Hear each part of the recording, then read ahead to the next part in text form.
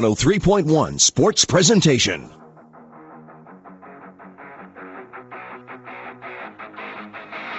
Eureka College Red Devils football on EC 103.1.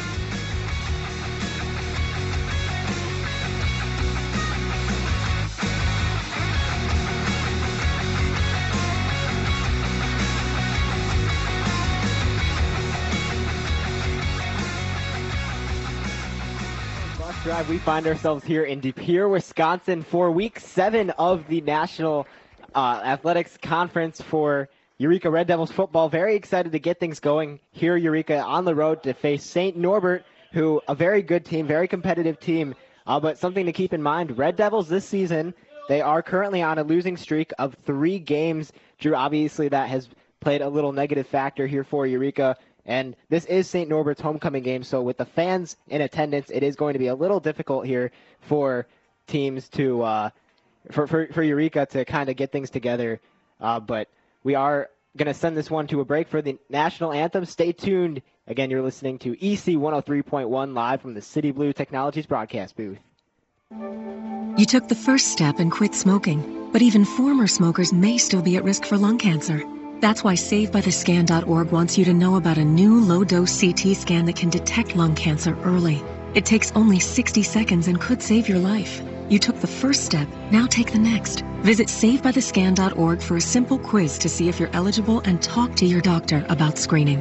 SaveByTheScan.org is brought to you by the American Lung Association's Lung Force Initiative and the Ad Council. The impact of a meal goes well beyond feeding our bodies, because feeling full can sound like this. How did the interview go? I did it! I got the job! I can't believe it! And like this. Mom, I got first place at the science fair with my volcano project. That's amazing, sweetie. Congratulations. Because when people are fed, futures are nourished, and everyone deserves to live a full life. Join the movement to end hunger at feedingamerica.org/act now. Brought to you by Feeding America and the Ad Council. Like I said, the Knights have won their last game 17-14 in a very competitive matchup. This is their homecoming game, so like I was saying before we went to a break, Drew, the fans are here in attendance. It's going to be a very competitive matchup for both teams. Eureka trying to fight their way back in the conference, St. Norbert trying to stay on top. What do you think Eureka is going to have to do, especially after coming off of 3 straight losses, to kind of get their get back? This is going to be really tough. I mean, so far this year, they have not won a single game on the road. And for that matter, pretty much all the games we've played on the road have been other teams' homecoming games. So that's going to be pretty tough. They're going to need to stop the run game today. Both of these teams are pretty even on the run game. In terms of, rushing yards a game, we get about just over 90, and the Knights get about 120 a game. So, not that much of a difference there. And passing is definitely going to be one of the strong suits for the Knights. They get about 150 a game, and we get about 140 a game. So pretty even in that category. But both these teams like to run the ball a lot.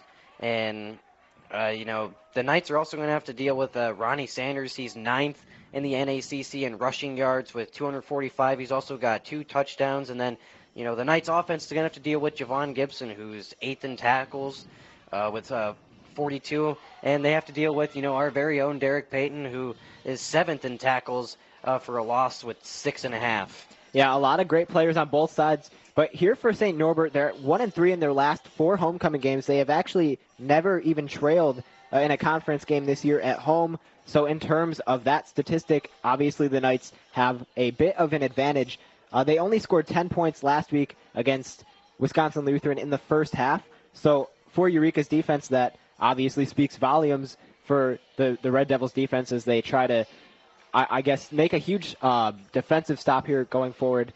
And a huge player, Drew, as you were mentioning, for Eureka, we have a lot of great players on the Red Devils, but specifically for the Knights, one of their main guys is their running back, who goes by the name of Jacob McVeigh. He was very consistent last week. He was able to make a 42-yard catch, which really sailed things home, which resulted in that opening touchdown drive for the Knights, and that's really what got their offense started last week. But as we take a look for Eureka, they did lose last week. Again, as I mentioned, 3 straight. This is the second time last week that Eureka was shut out. Again, you date back to that Aurora game that they hosted back at late September.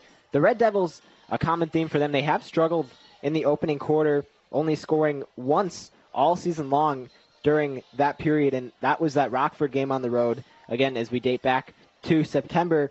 For Eureka, we expect to see the freshman Christian Noel. We saw him in warm-ups, but again, we date back to that injury from Darius Warren, the Red Devils' first-string quarterback. He was injured a few weeks ago, and that obviously plays a toll for this Eureka offense. Drew, what do you think Noel's going to have to do? Obviously a guy with not a lot of experience, but what do you think he's going to have to do to really step up and allow this Red Devils team to get an advantage? Well, you go back to the last game that he played, he struggled mightily to begin the game. There was a lot of chances where he could have gotten the Red Devils on the board to begin with early on in the game, made a couple of mental errors in the red zone and on the goal line. I believe Benedictine had a goal line interception. Correct me if I'm wrong on that, but I do think they had a goal line interception that game. And, unfortunately, it wasn't until later in the game when, the game was pretty much out of reach for the Red Devils that Noel really started to get into a groove. So he's going to have to find a way to get into a groove pretty early. And you mentioned Jacob McVeigh, who, by the way, is 8th in rushing. Guzzo looking to fire to his left side, gets the completion at around the 35 in Red Devils territory. And the catch will go to Bailey Terrain. So the first completion for Meneguzzo here tonight. As we take a look at head-to-head matchups between St. Norbert and Eureka, the all-time series, the Knights lead it 3-1. Obviously not a good look for Eureka on paper, but again, a different team this year. Keep in mind, they didn't win any games last year. Already 2 wins on the season for the Red Devils this year. Yeah, that's something we talked about before this game is, whether we thought this team was struggling or not. And then you kind of go back to the previous season.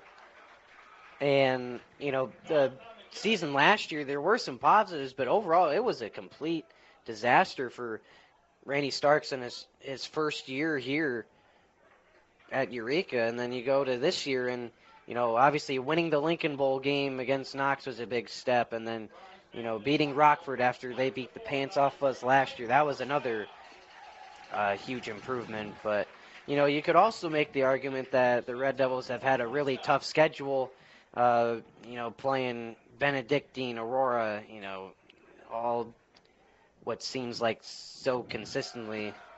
Meneguzzo, another handoff up the middle, back to Darden for another short gain. Darden, very good running back here for St. Norbert. 2 touchdowns in his last 5 games.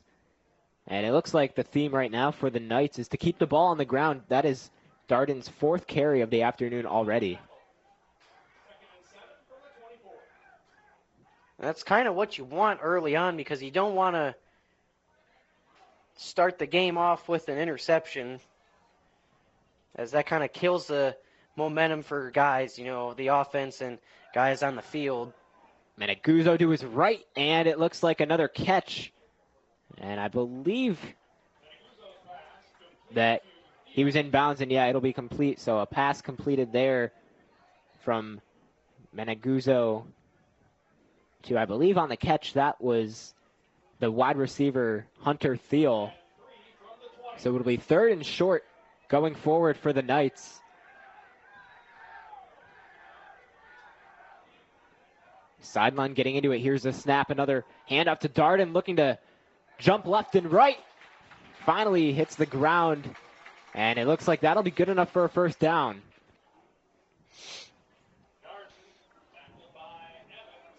And yeah, Drew, you mentioned it and summed it up perfectly. The Knights are a very good team when it comes to analyzing the situation. And right now, like you said, obviously you don't want to turn the ball over this early in the game. So keeping the ball on the ground for them is definitely an ideal situation. 10 minutes, a little over 10 minutes left to go here in quarter number 1. A first down for the Knights. Here's Meneguzzo on the snap. Another handoff to Darden to his right. Now leaps over a defender. I believe that was Peyton, and it'll be taken down at around the 15, again in Red Devils territory.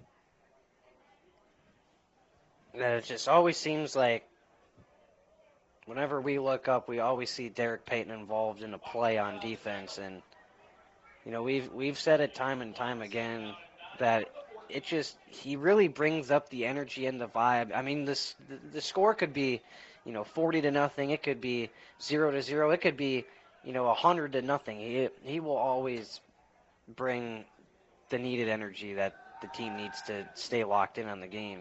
Maneguzzo to his right on the run. He'll take it himself, a first down and into the end zone for a St. Norbert touchdown. I think actually he might have out at the 1. I was going to say he might have just stepped out of bounds from the reaction of the crowd. It seemed like he got in, but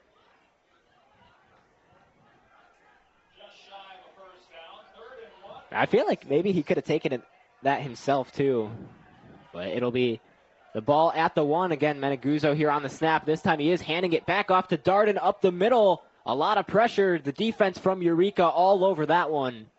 And they will prevent St. Norbert from getting an early touchdown here, at least for now. It'll be second down. Now, a lot of what we saw last week was a lot of good goal line stops from the Red Devils, and it continues to show here. And, we didn't see a lot of goal line stops last year, but, whatever they've been working on is paying off, and give a lot of credit to Coach Starks and all of them down there. Yeah, Coach Starks definitely has stepped up in a big way for this Eureka team, especially this season, getting their first 2 wins. Here's another handoff to Darden, trips up, and he'll fall again inside the 10.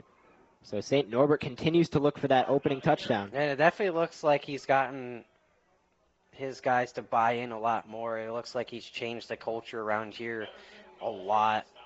And, getting guys to buy in, that's obviously the main goal that you want out of a coach. And especially for these new guys, as this team has expanded a lot since last year. 2nd and 5, Maneguzzo looking to his left, fires, and a catch is made for the Knights. It is a touchdown on their opening drive. Bailey Terrain with the catch, and that'll make it 6-0 early here in quarter number 1. St. Norbert on top.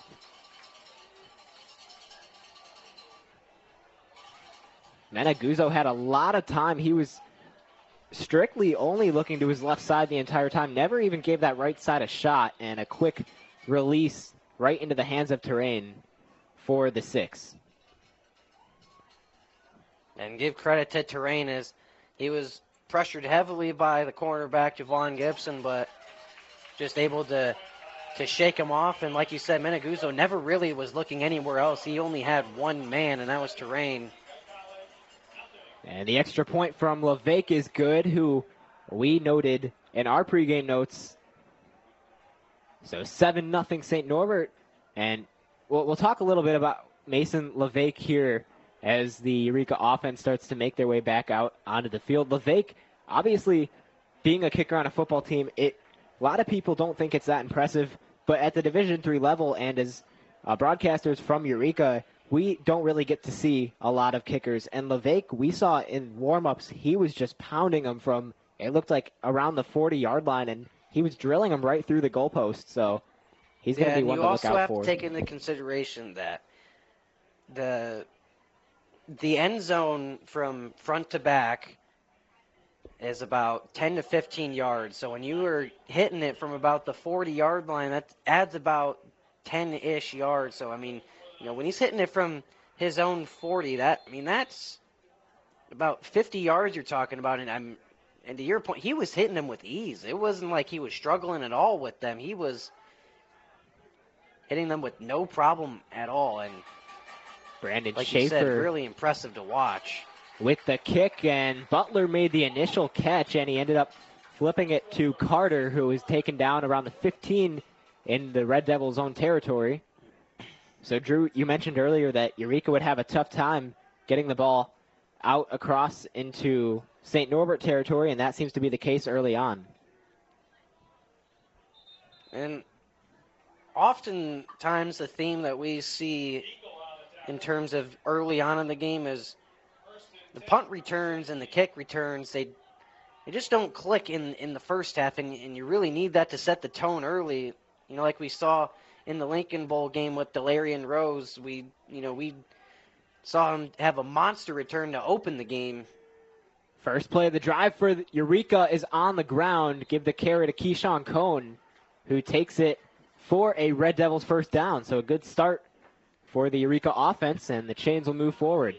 And if you've watched or listened to the broadcast enough, you know that the Red Devils are primarily a run-first team. And, we talked about it in the opening. Statistically, these teams are not all that much different. Another ball on the ground here for Eureka, and this time it is Amarion Carter who is wrapped up and taken down for a loss of a few on the play.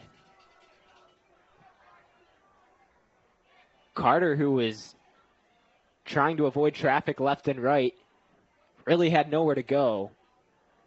Yeah, he tried to go for that run on the outside right there, and it was just nothing but green sweaters and green jerseys on over there as the linebackers quickly were able to swallow that up. And a lot of the times we see running backs and the rushers for the Red Devils go straight up the middle as they go right here. Yeah, Noel with another handoff, and again, green and yellow all around the field. So it'll be third down for Eureka. And now it looks like Noel is going to have to release one and fire it down the field.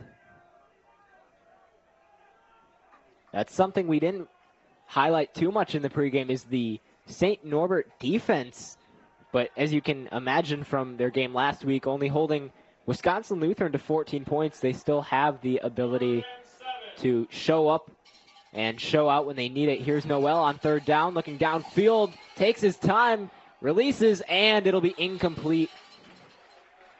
The intended receiver looked like was Ronnie Sanders. Yeah, Noel didn't really have a lot of pressure on him. To give credit to the offensive tackles and the offensive linemen. Give them credit. They did their job. And, when we saw him in warm-ups, we saw Noel in warm-ups, he really wasn't hitting a lot of his man. That's a really short kick. Yeah, and that one will go directly out of bounds. And that right there kind of adds on to the list that the Red Devils have struggled on. Is, we were first talking about Noel. He was struggling in practice to, hit guys from 10, 15 yards, even 20 yards out, and just struggling to hit them in the chest. Some of them were high, or just not being able to hit. That's something you need in case that happens, where the run game is not working. You need to shake it up, and that was one thing he struggled a lot with in practice. And then the punts as well have not been of much help either. And then Guzzo on the handoff to McVeigh, who takes it up the middle for a gain of about 4 yards. Yeah, and that's also another thing to keep in mind, too, for the Eureka quarterback, Christian Noel. This is only his second consecutive start in the quarterback position. And like we mentioned a little bit earlier, he just doesn't have a lot of experience at that spot. So he is going to need the time to develop as a quarterback. Here's another handoff up the middle again. McVeigh, this time he'll take it up cross for a first down for the Knights. And McVeigh is just so good at being able to have that change of direction sense where, he wants to go one way, then corner of his eye, he sees a hole, and then he's able to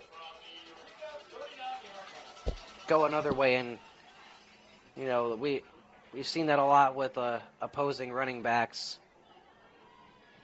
Yeah, coming into this game, he had just under 300 rushing yards on the season. Here's another handoff. McVeigh this time will be immediately wrapped up by the Eureka defense. Again, that time on the tackle, Chuck Weathersby. He's been making a couple good tackles early on this afternoon. Yeah, it's similar to the same tackle that he had on the first drive for the Knights, pretty much that same exact play, rushing on the outside right, and McVane can't go anywhere on that. So it'll be 1st and 15 on the loss. That's going to be an offsides, easy. Yeah, that was way too easy of a call for the referee. Eureka's defense a little jumpy before the snap. And it's going to go against Zyatavius Freeman, the defensive end for Eureka. So again, the ball moves forward, and those 5 yards that the Knights originally lost disappear on the board. Penalties on offense and defense have been a struggle lately this season and last season for the Reds. Don't get me wrong, it's gotten much better this season, especially as of late, than it has at the beginning of the season. Beginning of the season, we saw a lot of unnecessary penalties, especially the beginning or the middle and end of last season and the beginning of this season. We saw a lot of unsportsmanlike penalties, personal fouls, and just unnecessary when you're down by a lot or you're close in a game or you're within reach of a game. It'll be 3rd and 10 here for the Knights. Meneguzzo on the snap, looking to fire, pressure coming, and he somehow gets the completion, and it'll be a 1st down for the Knights. Wow, what a hit. But either way, Meneguzzo able to find a receiver, and the Chains once again move up the field.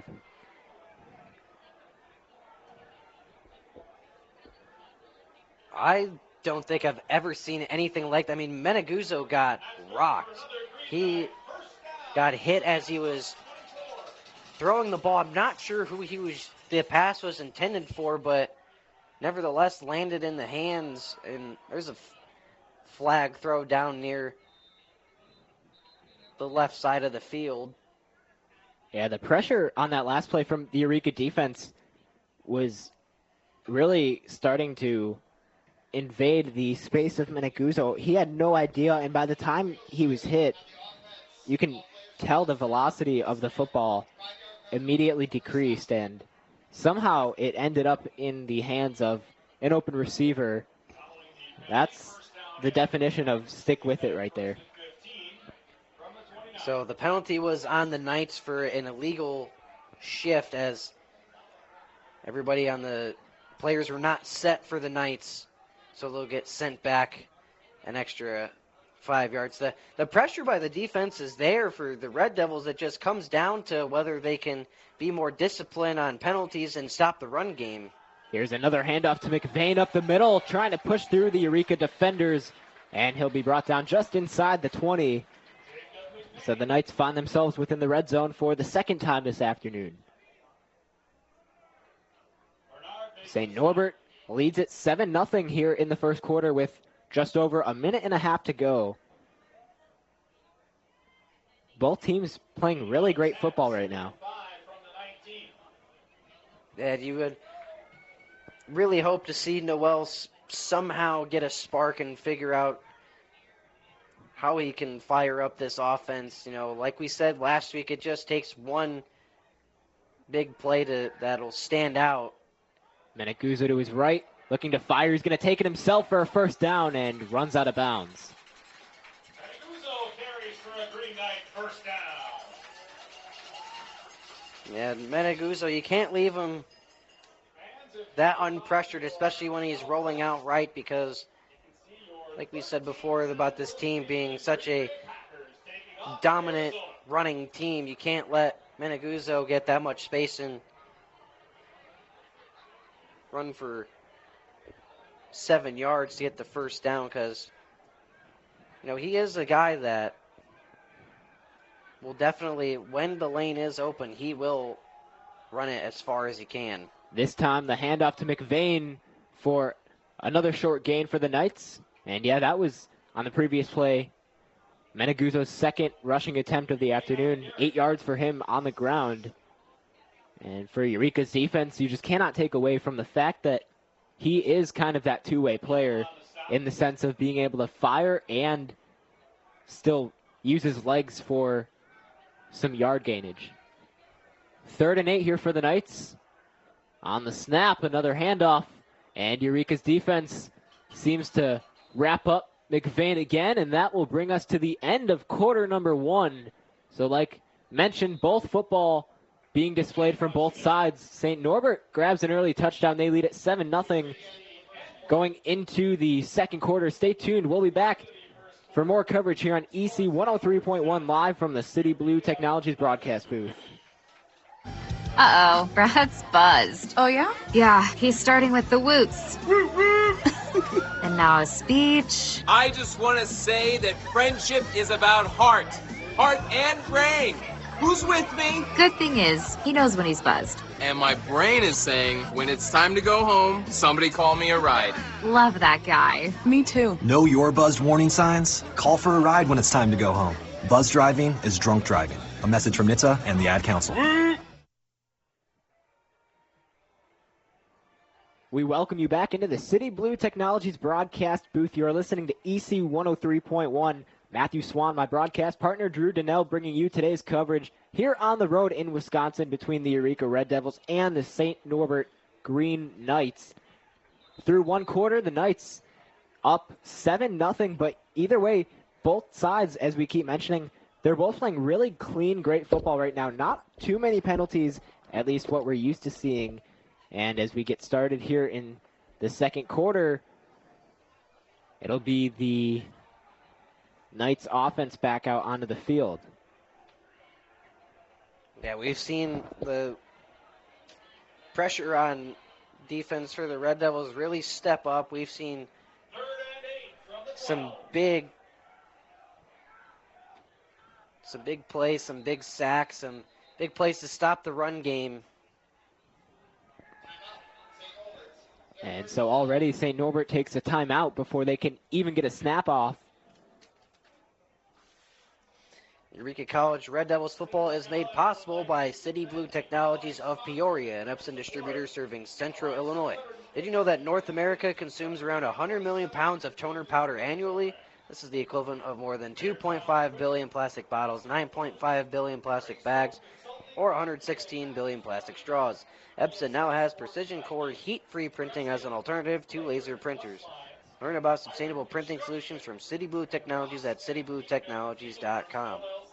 So here in De Pere, Wisconsin, Eureka has never won a football game up to this point.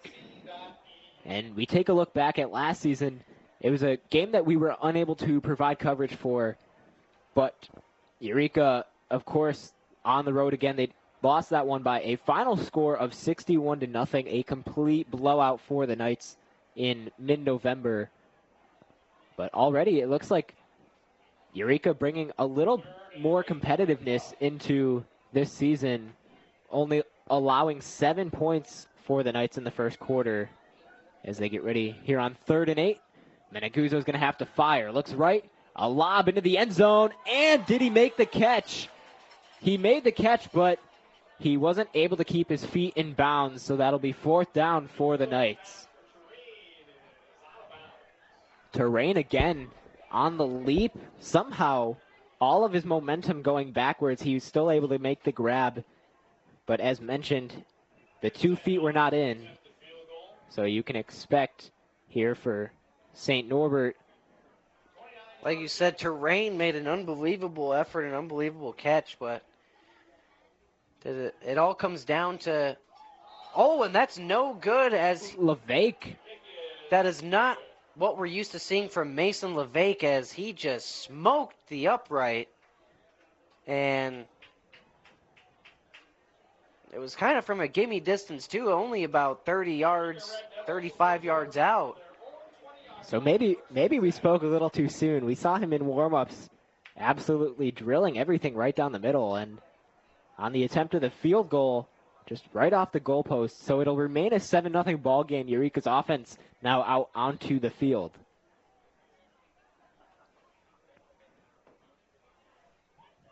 And for whatever reason, the Red Devils just lately have not been an away football team. They've only won one away game this year, which was that game in Rockford.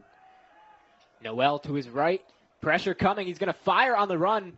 Gets a completion, and it'll be a Eureka first down and a little more. So Noel connecting on the pass. Yeah, he connected with Milan Mosley, who never gave up, just a simple pass on the flat. And that's one thing that I think Noel has gotten used to and has maybe learned since the last game is, he held on to that ball for a long time. He didn't know whether he wanted to rush out of the pocket towards the right or whether he wanted to try and get a pass off, but he got it off quick enough to hit Mosley. And this time he'll keep the ball on the ground. There is a penalty marker back on the field, and we'll have to wait for the official call. So for now, St. Norbert still leads at 7-0. Just under 14 minutes left to go in this second quarter. Illegal formation on the offense. Number 70 was lined up in the backfield. 5-yard penalty, first down. And so that one will go against the Eureka offense. They'll lose 5 on the play because of the penalty. So the carry by Ronnie Sanders will no longer mean anything.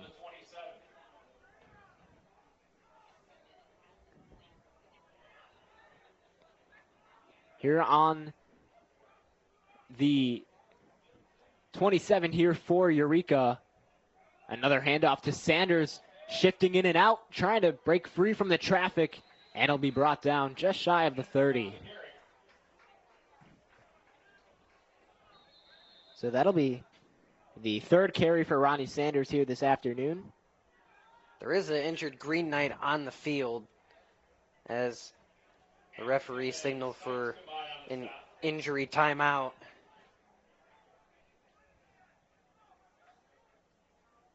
Yeah, we can't see the number on the jersey as of right now, but we will keep you updated as to who on the field is injured and provide any updates on the injury as we progress throughout the game. But that defense for St. Norbert, they are a hard team to get people to be hurt like that. They're a very strong team. And it looks like for St. Norbert, that was Zach Zink, the defensive lineman out of Batavia, Illinois. And one point I was going to make before that injury timeout is I'm almost surprised that it took the Red Devils that long to try to get the ball to Ronnie Sanders on the ground. He did not get a rushing attempt at all the first quarter, and surprised it took that long considering how he's had such a great and consistent season so far this year. Novell to his right finds Isom for the completion, and a very short gain for the Red Devils on that one. But Drew, to add on, I was thinking the exact same thing. Sanders, usually a guy for Eureka who we see get the ball early in the game. Again, the Red Devils like to keep the ball on the ground, especially in the first quarter specifically, and they were not really including him in that first quarter. And with Ronnie Sanders, it's kind of, he's a guy that's where it's almost one of those you go, we go moments where when he's feeling it, the whole team kind of starts to feed off of that energy and that consistency that he brings.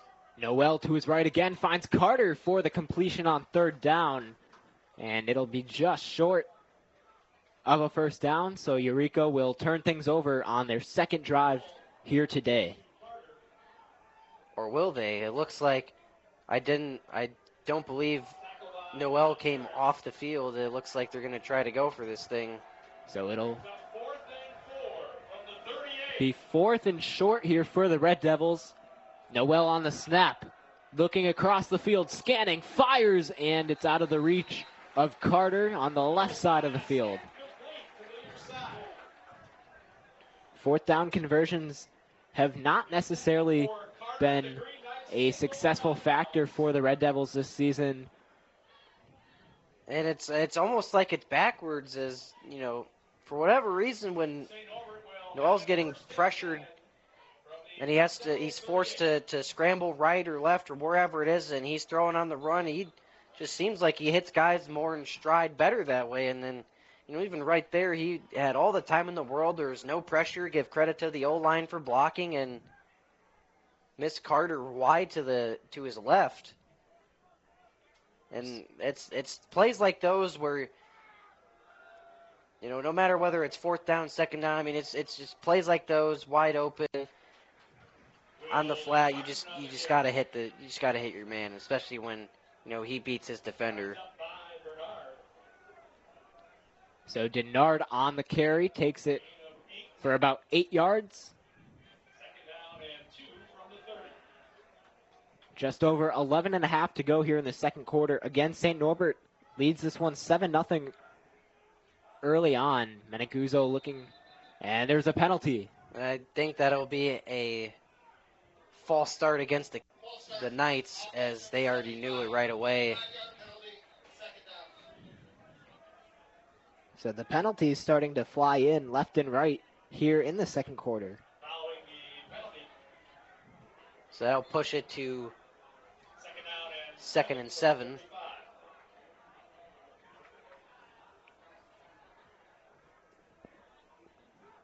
Mancuso waiting for the snap. He's going to hand it off to Darden again, shifting to his left, fighting for a first down, and he's brought down short.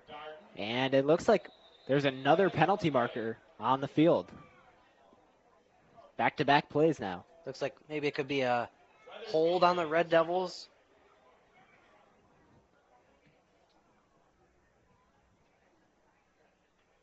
After the play, unsportsmanlike conduct, defense number 50, 15-count penalty, automatic first down.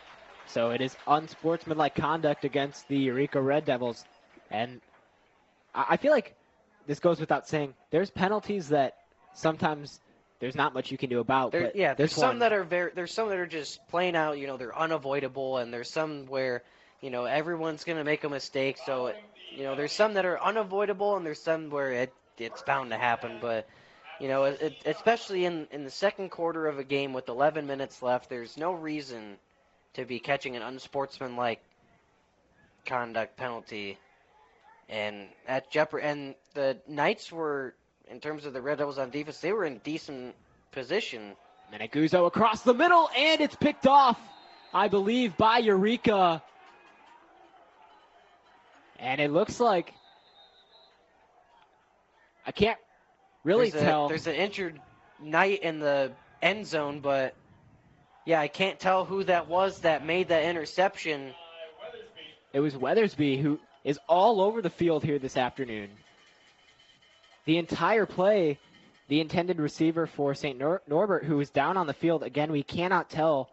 We can't see the number from here, but Mancuso was tracking him the entire way. He started, the intended receiver started on the left side of the field, started to shift across the middle. Mancuso tracking him the entire time, fired, and Weathersby was all over that one. Yeah, the Red Devils were playing man defense, and like you've mentioned before, Chuck, Weathersby has been everywhere this entire game so far, this entire half, and Mancuso was trying to hit his man in the middle of the field,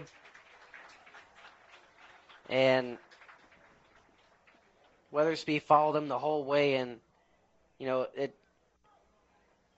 depending on how the game goes, there's definitely so far a couple plays you can look at so far and be like, that was the play that defined how this game was going to go. And, if you're looking at it in terms and perspective for the Red Devils and their offense, you can go back to the doink off the upright for the Knights, and then you can look at the interception by Weathersby. So for St. Norbert, it was Jackson Sperling, the quarterback, with who the second player for St. Norbert this afternoon, who was injured. Noel is going to hand things off here for Eureka on their first play of this drive. And a short gain for Eureka. You can go ahead and give that carry to Keyshawn Cohn. Just under 10.5 left to go here in the second quarter. St. Norbert 7, Eureka 0. And again, you're listening to EC 103.1, live from the City Blue Technologies broadcast booth. Matthew Swan, Drew Donnell, live on the call. A gain of about a single yard for Cohn on that last play. Noel Looks right, and it's going to be picked off against the deflection from Eureka and into the end zone for St. Norbert, Sean Gills. It's a pick six, and that'll make it a 13-0 ball game, St. Norbert. Well, Noel was trying to look for Devane Isom, and Isom really didn't have his feet set yet, trying to shimmy off his defender, and Noel probably threw it a little bit too early, but that's also one that Devane Isom, he should have had, and I mean, it hit him right in the hands, and unfortunate that he happened to be right there and take it to the house for a pick six, but it's just another way that the Red Devils are finding a way to dig themselves into a deeper hole after they got one heck of an interception in the end zone. And LeVake converts on the extra point. That'll make it 14-0 Knights. Honestly, you can't really blame even Noel or Isom on the last play. Noel's pass, it was a little out of reach for Isom. He did have to get on one foot to even make contact with the football. And at that point, after the deflection, you don't really have any control over where the football ends up. And unfortunately for Eureka, the case was it ended up in the hands of Gills.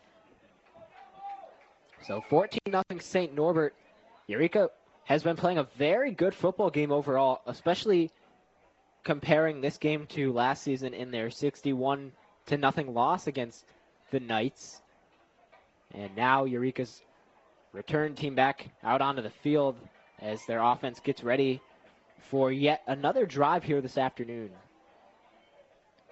Well, two players for St. Norbert have been injured throughout this game. One of the first player, Zach Zink, the defensive lineman, he has last season played in 6 games overall. We saw him come out, and then also for St. Norbert, we saw an injury from the running back, Jackson Sperling. Again, we'll try our best to keep you updated on those two guys. Here on the kickoff, Isom with the catch. He's going to take this one across the 20, and it'll be tripped up just shy of the 25, and that is where Eureka will start with the football.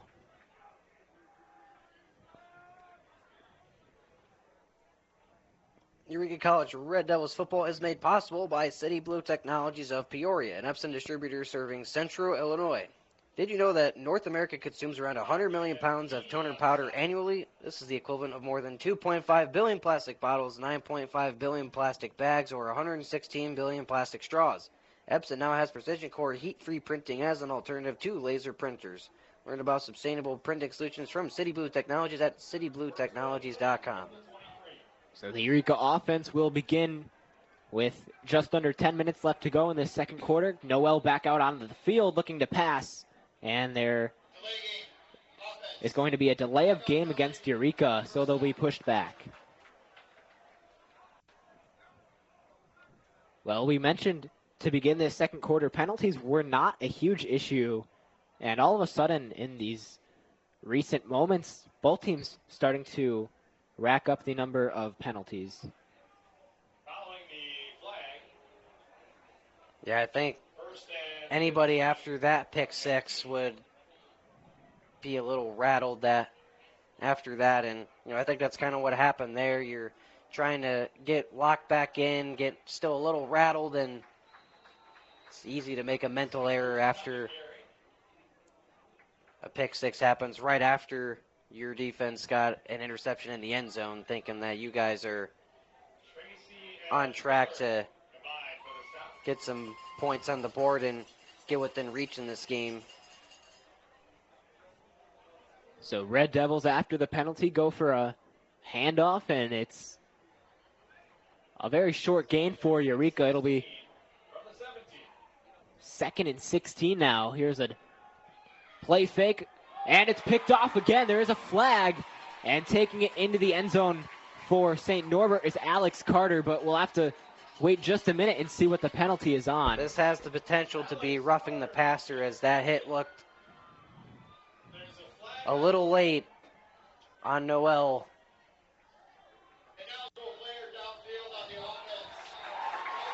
And it's actually going to go against Eureka.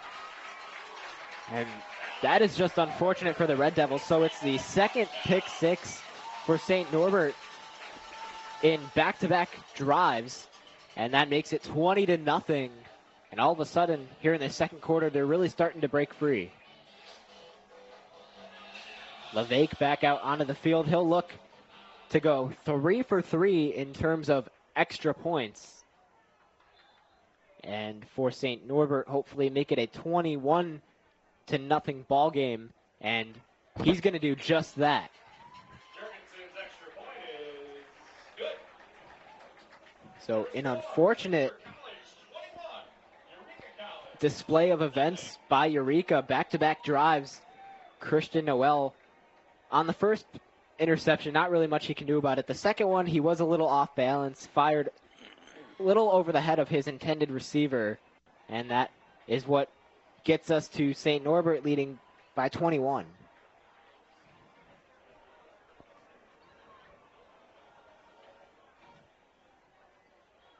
Yeah, just unfortunate that it's 2 back-to-back pick sixes. That is what really gets the Knights off and running here, as they really haven't done much on offense, as the Red Devils have done a pretty good job at containing their offense on the ground and in terms of passing. And it, like we said before, it comes down to the penalties and the mental mistakes for the Red Devils, as a lot of these games, it's more of a cause of them digging themselves into a hole, a deep hole. So again, for St. Norbert, it'll be Schaefer to kick things off. Eureka's offense again, right now in their own territory, waiting to receive the football and hopefully obtain their first points of the afternoon.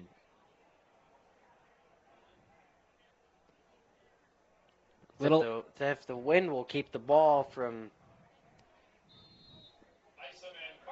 blowing off the holder here. Schaefer's got really strong legs, and that kick will go into the end zone for a touchback. So Eureka will start on the 25.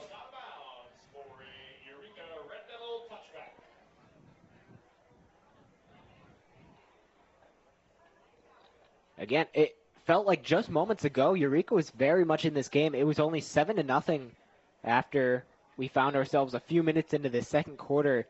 And yeah, that's going to be the storyline of this first half. Back-to-back drives for St. Norbert in which they were able to get the pick six. Yeah, it really felt like the momentum was on the side of the Red Devils. You go back to the missed field goal, interceptions, couple stops on defense, and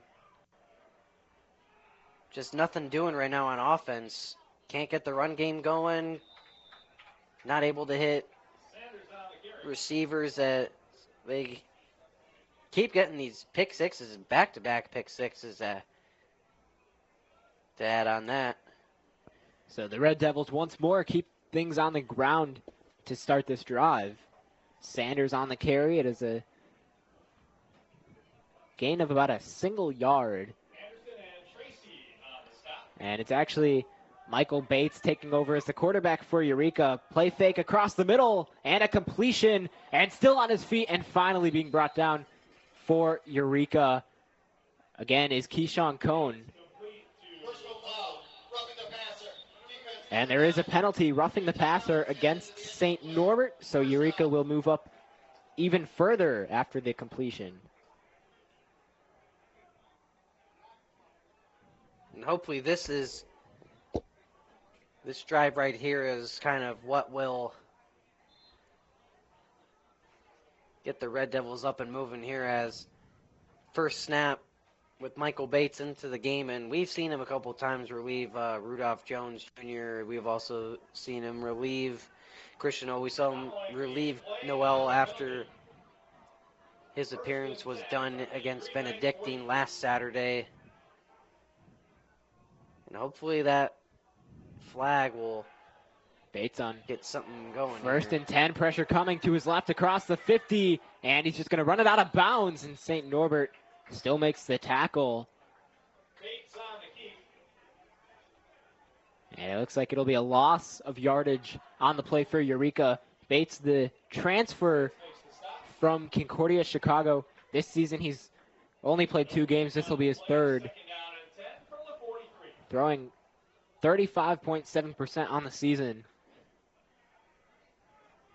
And that's how you know Coach Starks for Eureka. Every time he starts to adjust the quarterback slot and switch players down on the field is when he says, there needs to be a change that I need to see being made. Here's Bates to his right, just out of reach of Isom. And it'll be 3rd down for Eureka. Simple run pass option there, trying to hit Devane Isom on the screen pass and just a little bit out of his reach. And again, this is the tough part without Darius Warren, without Rudolph Jones Jr., especially Darius Warren, because, you know, those might be passes that we see for completions more often than not. And it's tough when you got guys that don't get a lot of playing time. They're probably still stiff sitting on the bench. 3rd and short for Eureka. Great protection. Bates at the 50 fires, and it'll be incomplete. Great effort from Michael Bates and the Eureka offensive line. But it'll be 4th down for the Red Devils, and they'll turn things over once again with no points on the board here in the 2nd quarter. Yeah, and after getting that big call of roughing the passer that went against St. Norbert, you would have liked to see even 3 points put onto the board for the Red Devils. And it'll be a touchback. Ever so slightly. Great IQ there from Christian Nabong, the wide receiver, just letting that one roll into the end zone. The wind blowing from right to left. I don't know how that was able to stay in bounds and roll into the end zone. Illegal formation on the offense. 5 players in the backfield. 5 yards will be added to the end of the kick. First up. So a penalty against St. Norbert there. They'll lose 5 to start things off. At the 5 yards, and it's 1st and 10 from the 25.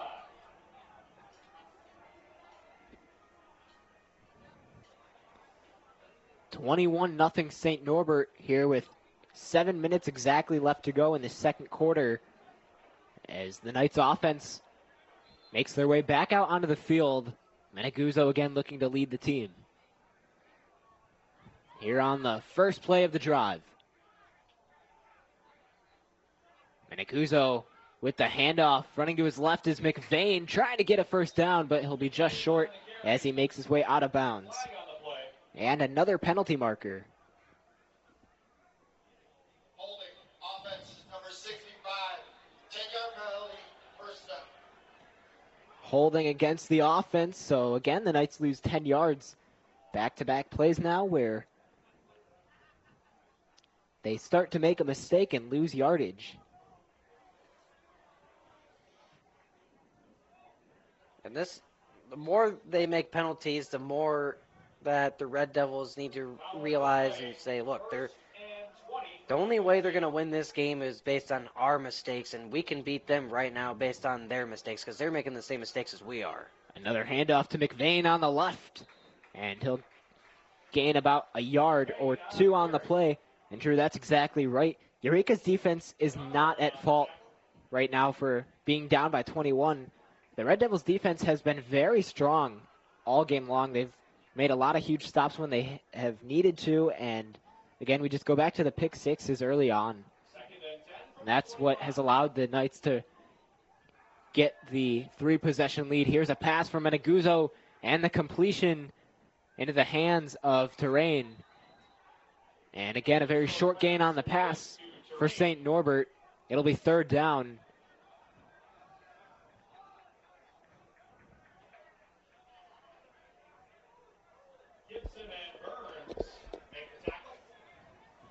As Javon Gibson was involved in that play. And we mentioned him earlier in the opening. He is right up in the top 10 for tackles in the NACC conference. 3rd and 6, Meneguzzo, lots of time to his right, looking for an open receiver. Now he's going to run it himself. Eureka's defense all over that one, and he's just going to be taken down to turn things over.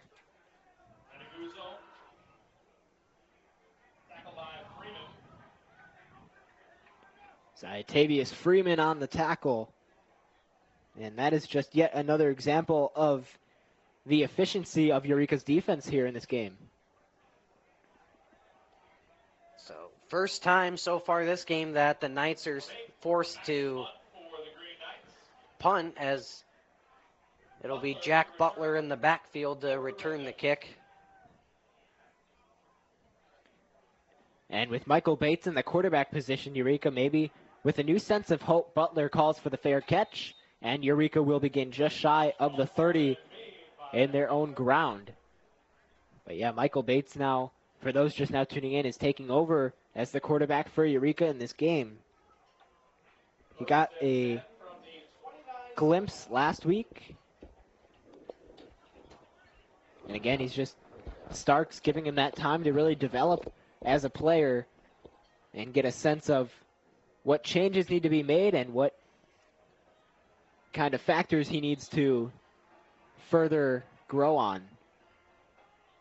But as Eureka gets ready for another drive here in the second quarter, St. Norbert up 21-0. Just under 5 minutes left to go in the second quarter. And before the snap can even get released, another penalty.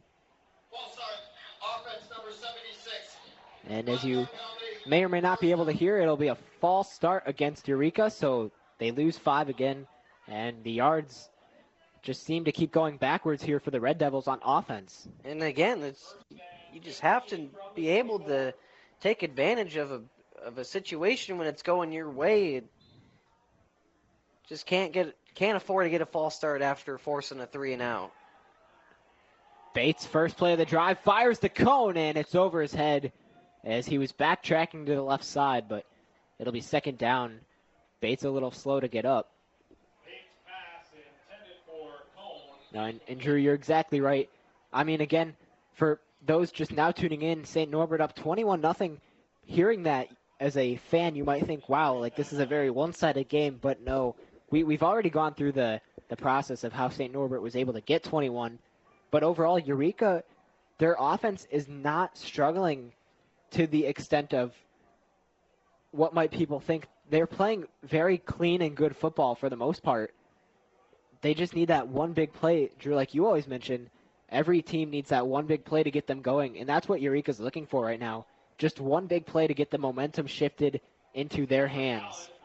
And right now it's something that they're still on the look for. Bates for Eureka still on the ground right now.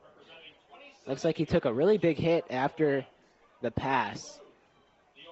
And that would not be good for Eureka. They're already missing Darius Warren, their first string quarterback. Bates will be helped onto his feet, and it looks like he is going to exit this ballgame. So not a good sign for the Eureka Red Devils. They will lose another very fantastic quarterback. But that means Christian Noel will come back in for Eureka. He is the quarterback who started this game and came out early in the second quarter. So it'll be 1st and 15 for Eureka, ball on their own 24. St. Norbert 21, Eureka 0. And to just give the people at home a view of how good Darius Warren was before he got hurt, is he threw for almost 600 yards and had racked up 6 touchdowns. Yeah, and that is almost on track with Meneguzzo's stats as well. So just to imagine how much better and how much, maybe we get a couple more wins added on the board for the Red Devils if Warren does not get hurt that game.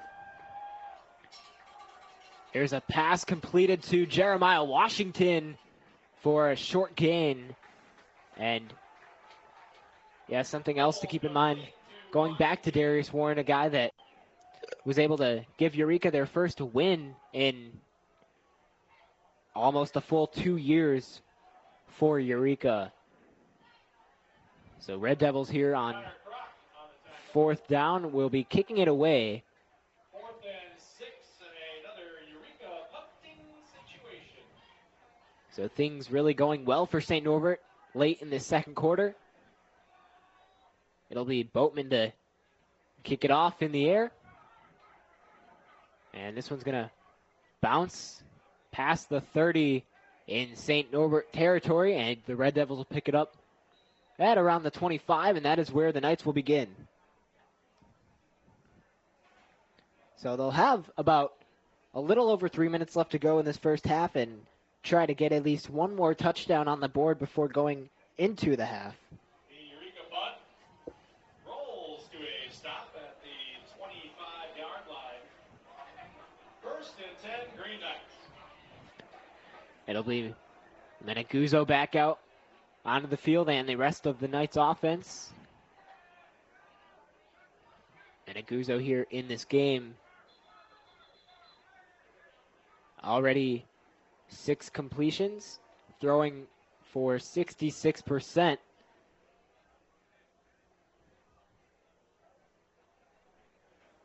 Both teams a little slow to get things going here on the drive.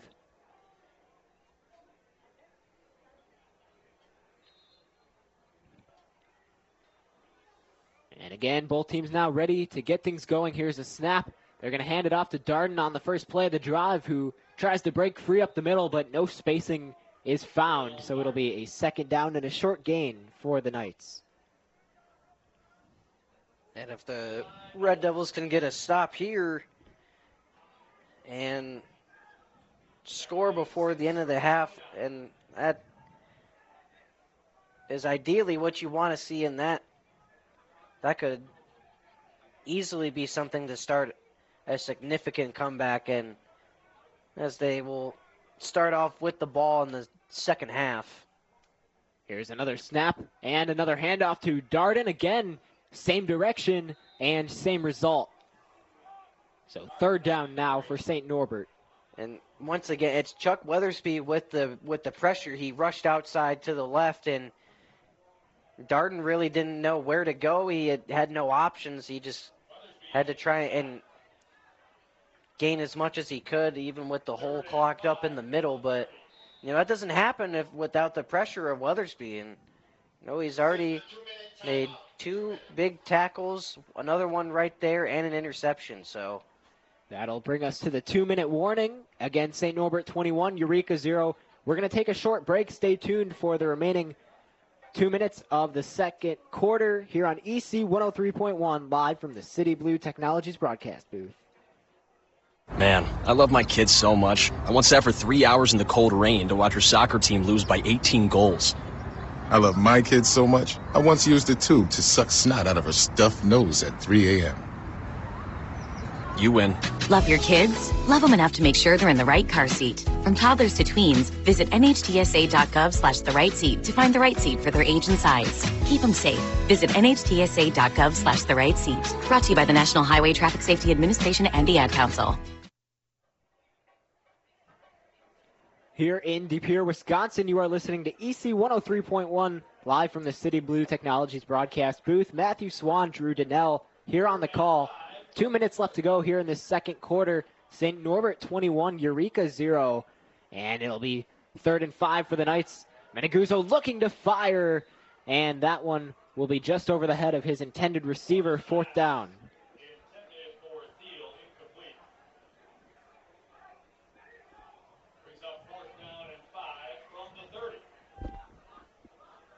St. Norbert has had plenty of chances here in this game to take advantage and really also take initiative as to getting some points under their own control, if you will. Again, a lot of the points, the 2 touchdowns that they previously have, is what some might say is on fault of Eureka because of the interceptions. And now Eureka, with possession of the football, has a chance to do the same thing by taking advantage as they look to get at least some points on the board before going into the half. Jack Butler on the previous play calls for the fair catch. Red Devils will start with the ball on their own 20.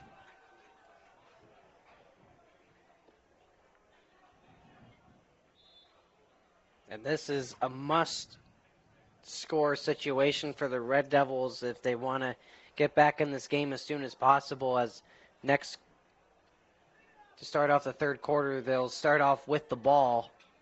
Noel on the option play, flipping it to Sanders, who runs it out of bounds to his left side. And again, another short gain here for the Red Devils. And you'd like to think with under 2 minutes left to go, Eureka would, you think they'd much rather pass the football rather than keep it on the ground. Their run game here this afternoon hasn't really gotten them anywhere. And here on second down, Noel does look to fire, and now he's just going to keep it himself. He is trapped up, and he's taken down. The ball came out, and that might go St. Norbert's way, as they are adamant that it went their way. They think they have it, and it looks like they do. So Christian Noel, who initially looked to pass the football, he was looking really far down the field, decided to keep it himself, ran up the middle, and after contact, lost the ball. It's another mental mistake. I mean, if you're going to rush the ball yourself and you know you're going down, take the slide. Yeah, there's really no need. If you take the slide and the defender, runs into you, bulldozes you over the same way you would if you stayed on your feet. I mean, that's a flag. That's roughing the passer. You're, as a quarterback, you're sacrificing yourself and you're taking the slide, and the slide is what takes away that. As it's just and even right there, Red Devils get called for roughing the passer. It's just another mistake that they got to worry about. Meneguzzo on that last play fired deep down the field to Tureen into the end zone, but it was incomplete. But as you may or may not have heard, there's a penalty against Eureka. It'll push the Knights 15 yards forward, and they are now inside the red zone. So another good look at a potential touchdown here for the Green Knights. First and 10 from the 14. Timeout. Eureka. Their second. And the Red Devils are going to take a timeout here with about just under a minute and a half left to go. Drew, Eureka has been playing good football, at least for the first quarter and a half. What has contributed to St. Norbert sweeping up all of this momentum and gaining an upper hand? Well, now the Red Devils are starting to play really sloppy. They're making a lot of mental errors, mistakes, and it's like we've said before. They just continue to dig themselves into a deeper hole, and at some point, some difference got to be done, and the same things keep happening over and over again. And in order for you to dig yourself out, you just got to find a way to do something different, do something maybe you're not comfortable doing, and try to change something, do anything different. And, right now it's a lot of the same, but you have to give credit to the Red Devils defense, because without, their contributions, this game could easily have a 40-point score written all over it for the Green Knights. Yeah, Eureka, 7 penalties in this game. Not even through a full first half yet. Both teams back out onto the field. Meneguzzo with 1:25 left to go. The Knights have it here on first and 10, looking to add on and extend. Here's the snap. Meneguzzo quickly to his left, fires on the run into the end zone, and it's deflected, and it's picked off. Eureka thinks they have it. Let's see if he was able to stay in bounds. On the interception, it looked like... And I do believe they called it in... No, they're saying that he was out of bounds. It looked like it was Javon Gibson, maybe. 2nd and 10 from the 14. So it'll stay Green Knight's ball. It's tough to see from our angle over here. So you can take that away. Eureka thought they had the interception. Instead, it will remain St. Norbert football.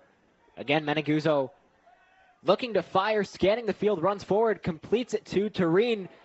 Still on his feet, and he's going to be brought out of bounds just before reaching the end zone. Great effort there by Tureen. So the clock will stop at 1:07. Red Devils defense is going to need to step up here and do their best to prevent St. Norbert from extending their lead. There's still a lot of time left in this game, another half up ahead, and they're still very much in this game. Eureka, I believe, can take this one. Here's the handoff up the middle. Durden fighting through, and he's going to be short of the goal line.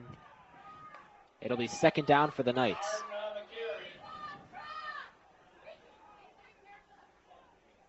Clock continues to run down. 46 seconds left. Knights keeping it on the ground again. Durden pushing through, and this time he is in for the touchdown. And this time Darden will get in. Will Darden with the touchdown. That makes it a 27-0 game. St. Norbert leads it. Darden now 43 yards on the ground here in this game.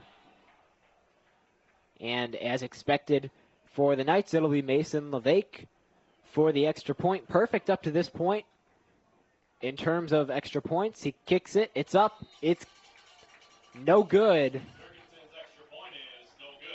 And it'll remain a 27-0 ball game. So now LeVake has a missed field goal and a missed extra point here in this game. So the Eureka offense will have about 40 seconds to make a case for themselves before we reach the end of this first half, and that'll be enough time for maybe about a play or two.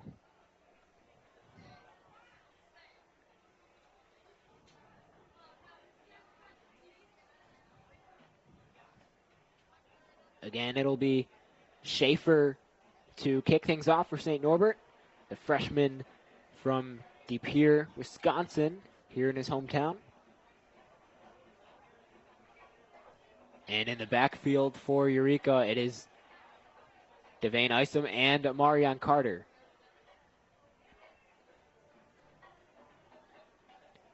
Well, fans really packed the bleachers here this afternoon. Again, it is St. Norbert's homecoming game.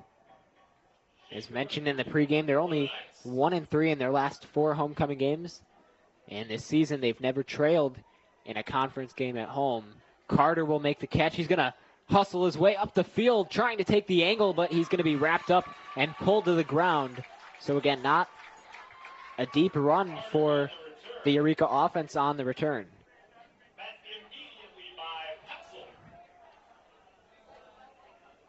And just, the way, and I hate to say it, but just the way the offense has been playing so far for Eureka, it just doesn't seem like with 34 seconds they'll be able to get even remotely close to touchdown range, nonetheless field goal range. So they've been really struggling to get down the field. That pass is going to be immediately deflected. A quick note for Eureka, Ethan Velazquez is now taking over as the quarterback with under a minute left to go. Specifically 30 seconds. He'll have some reps here and try to get a good look at the experience of a quarterback. Yeah, another one of the guys that we haven't seen so far this year. Don't believe we saw him last year either. Velazquez in his freshman year. This time he'll hand it off to Sanders. Lots of room ahead to his right. And he's going to be wrapped up but it is a Eureka first down and a little extra. Red Devils will stop the clock. Or, excuse me, no, they thought they were going to call a timeout. Clock continues to run. Velasquez again looking to fire this time to his right. Finds an open receiver. Isom will run out of bounds. Good looks from Ethan Velasquez early on. Eureka very quickly moving the ball up the field. 12 seconds left to go in this first half.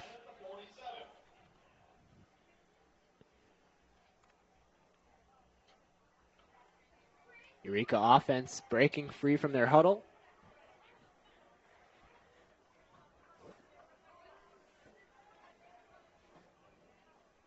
Velasquez on the snap, again looking to fire deep downfield, and this one over the head of the intended receiver. Got to admire the guts that Velasquez has looking for Keyshawn Cone, especially a guy that hasn't made an appearance so far this year. Comes in and willing to give it a shot deep down the field, to try and do anything to get the Red Devils on the board as they're down by 27. And probably we'll see the same thing again with 6 seconds left on the clock. So it is second down. Here's Velasquez again. Same area, and Carter unable to make the catch. The pass was short, and that will end things here in the first half. So St. Norbert, or actually it looks like they're going to put on 1 second left. I always find it interesting when they do that. So third down for Eureka, 1 second left on the clock.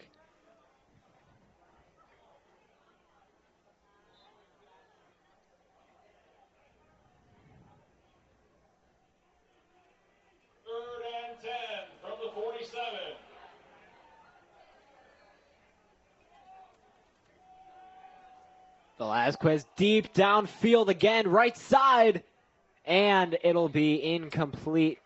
It actually looks like the catch was made, but it doesn't matter. The receiver, being Keyshawn Cone, was out of bounds, and that will conclude the first half. So St. Norbert goes into the half leading 27-0.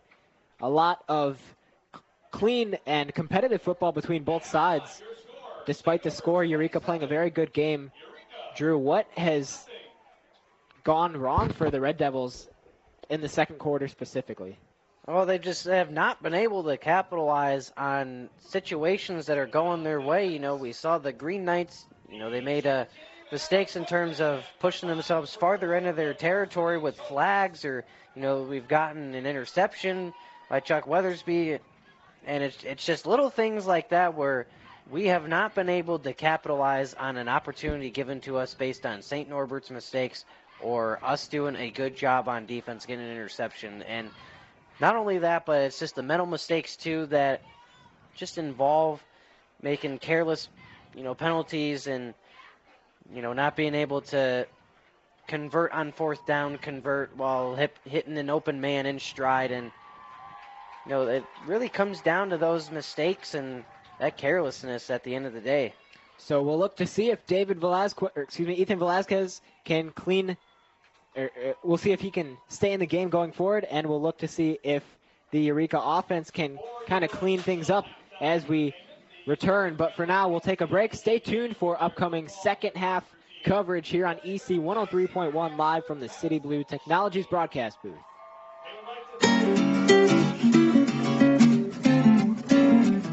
The Best of Our Knowledge explores topics on learning, education, and research. Coming up, seahorses are some of the most unique and beautiful creatures in the ocean.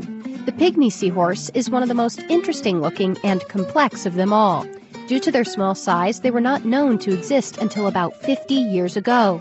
We will learn all about this tiny creature that comes from the depths of the ocean that hides in coral.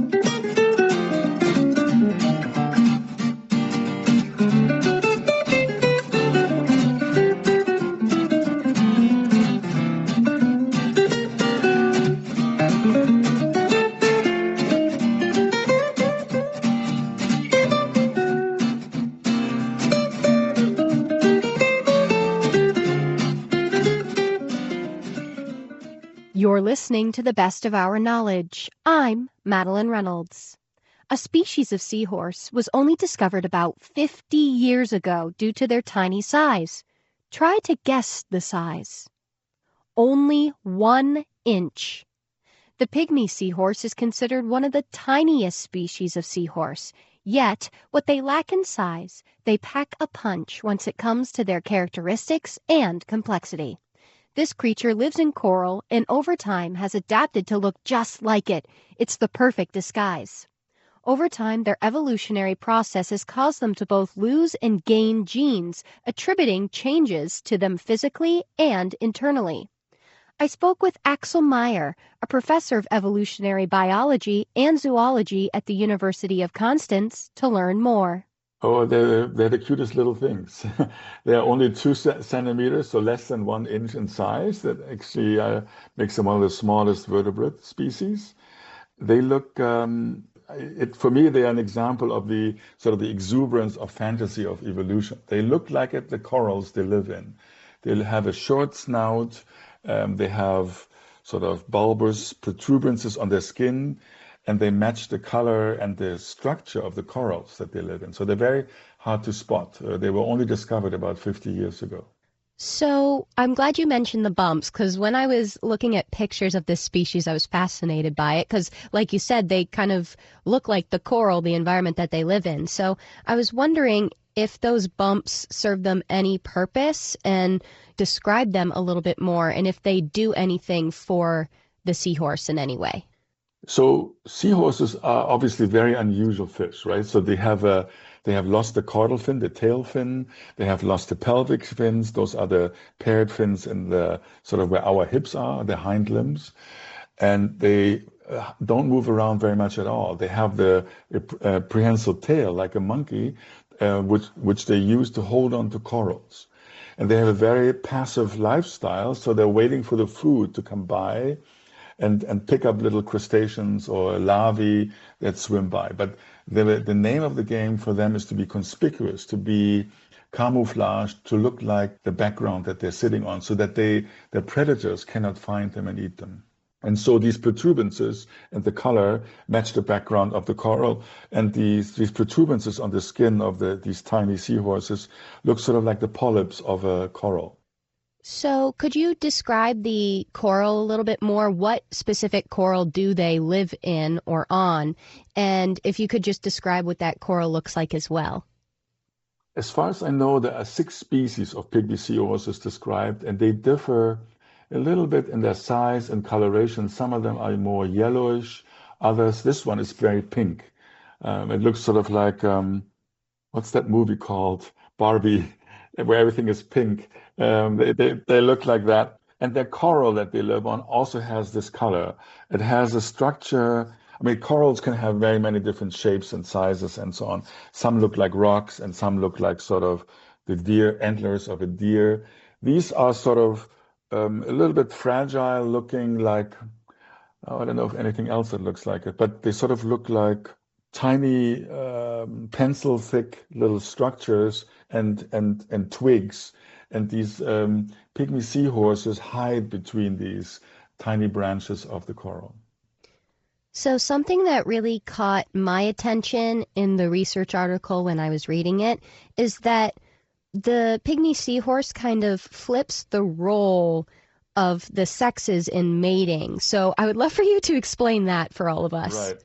Yeah, seahorses are a very unusual fish. I mean, not only the way they look by losing the tail, they have sort of a bony armament around them.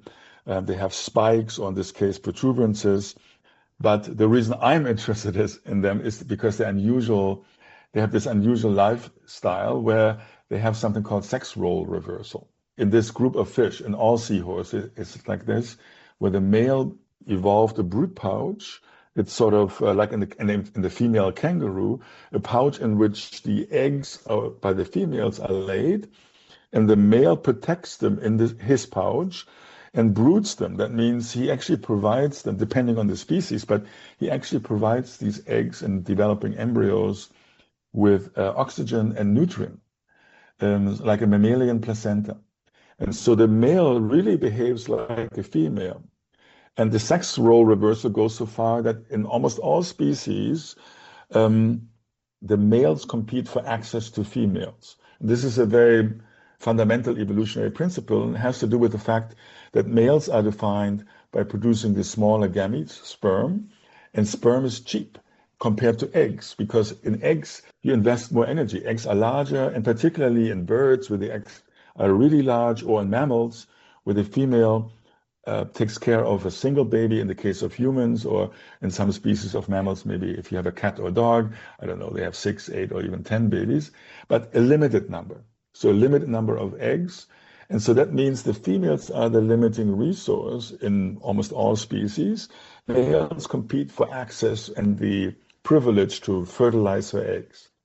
Here, the sex roles are reversed so that in some species, actually the females are competing for access to males, because the limiting resource is not, as in many other species, the eggs, but rather the size of the pouch of the male. How many eggs will fit inside the pouch of the male? And he can be choosy.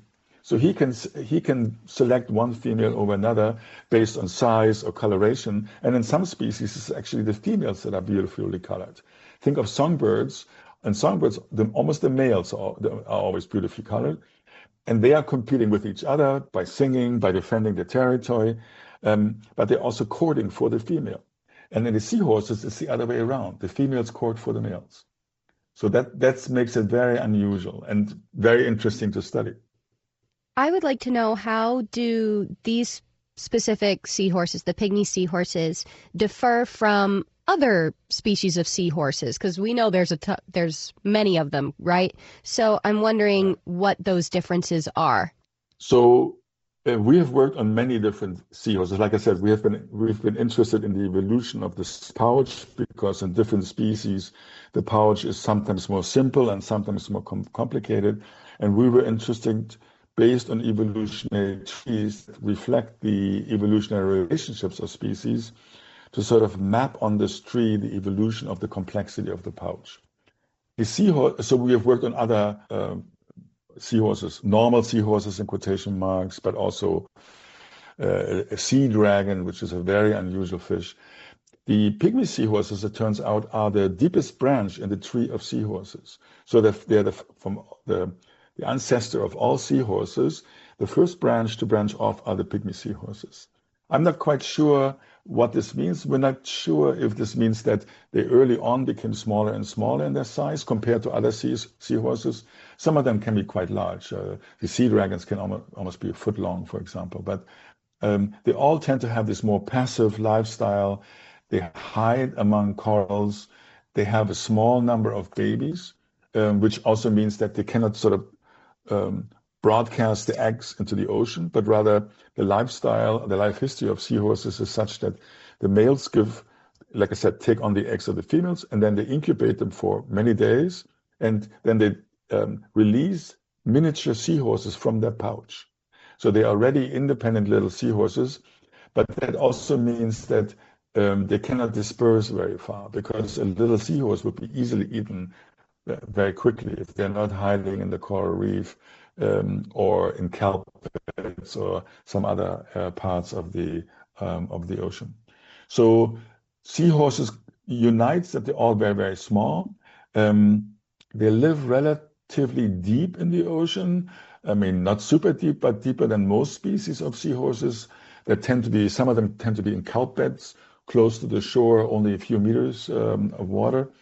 Pygmy seahorses sometimes live quite deeper, another reason for why they were discovered so late. But so apparently they found their very specific lifestyle of miniaturization, of hiding in these corals, and again living in this symbiotic commensal relationship with the coral, because they also change their genes very much based on the habitat. You know, corals live by stunning prey that they catch out of the water, and so they're poisonous. The seahorses are not affected by this, but rather they probably even utilized the antibiotic or other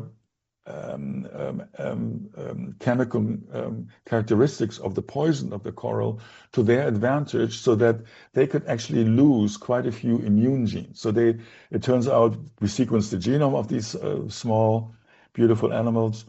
They have one of the smallest genome in terms of number of genes in the immune system, for example. And we think this is possible as a response to being protected by the coral.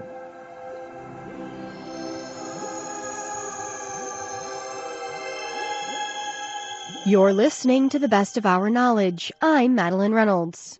If you're just joining us, we're learning all about pygmy seahorses with Axel Meyer, a professor of evolutionary biology and zoology at the University of Constance in Germany. How did you conduct your study to research further into the genes and evolution of the pygmy seahorse? So there's a long history of my laboratory in Constance working with this lab in Guangzhou. And our interests converged over the years so that some research ideas are developed by us, or when we design a project, we talk on Zoom like now, and we discuss how can we explain this particular feature of the body or the biology of the organism. Because today it's relatively simple to sequence a genome, to sequence the entirety of all the genes of a particular organism. But it's a long way away from going from this genome, from this genetic information, to making prediction what the animal actually looks like. And we have been trying to do this in different kinds of studies. And the way you do this, the first paper we published with this group in Guangzhou was published in 2016, where we sequenced a normal, in quotation marks, seahorse. And there we noticed, for example, that a particular gene, TBX4, that's a gene that's expressed in the developing embryo of all vertebrates in the place of the hip, where the hind limbs form. And we noticed that the genome of this seahorse doesn't have this gene. So we suspected maybe the absence of this gene is part of the explanation for why they lost these fins.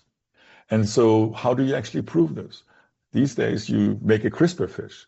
And that means you knock out this gene, you destroy the function of this gene, and hope that the embryo will develop normally otherwise, and look what this fish looks like. And so we did this with the zebrafish, and lo and behold, this zebrafish, where we knocked out this particular gene, did not have these fins, just like a seahorse. And this is sort of the one way by which you can test your suspicions or your signals that you seem to find in the genome to say, yes, this is actually the cause for what I see in the biology of the organism. And so for the bumps, you can, for example, look at what genes are switched on, and you can sort of genes that make fibers in the body. And these, if you look at the histology, if you look at the structure of the cells or the arrangement of the cells in these bumps, that makes perfect sense. Or you can do studies where you show where a gene is switched on in the body of an organism by attaching a bioluminescent. We will never fully understand what we've asked of our military service members or their families, asking them to put themselves in harm's way, to endure it all. But we do understand that it's our turn, our duty, to keep them secure for the rest of their lives. Wounded Warrior Project long-term support programs help our most severely ill or injured veterans live independently, at no cost, for life, so that they might stand at ease. Join us at findwwp.org. We welcome you back into the City Blue Technologies broadcast booth. You are listening to EC 103.1. Matthew Swan, Drew Donnell here on the call. And we are about 3 minutes away from getting the second half to begin. But in the first half, we mentioned both teams playing very competitive football. Eureka, despite being down 27-0, they haven't really been making a ton of mistakes. A lot of that has to do with a few interceptions. Drew, you were talking about it before we closed the half. What would you add on to the score right now and the negative factor from Eureka? Well, I think the score doesn't really say what this game should be. You could, take it from both perspectives. If you're from St. Norbert, that, this game should be, they've made some mistakes too that, they could say this game should be, more out of reach. And there should be a lot more than 27 on the board. And if you're Eureka, you could also rebuttal that and say, well, we made a lot of mistakes, and this should be a closer ball game than what it is. So both teams have not played the cleanest football. It's been sloppy kind of both ways. And,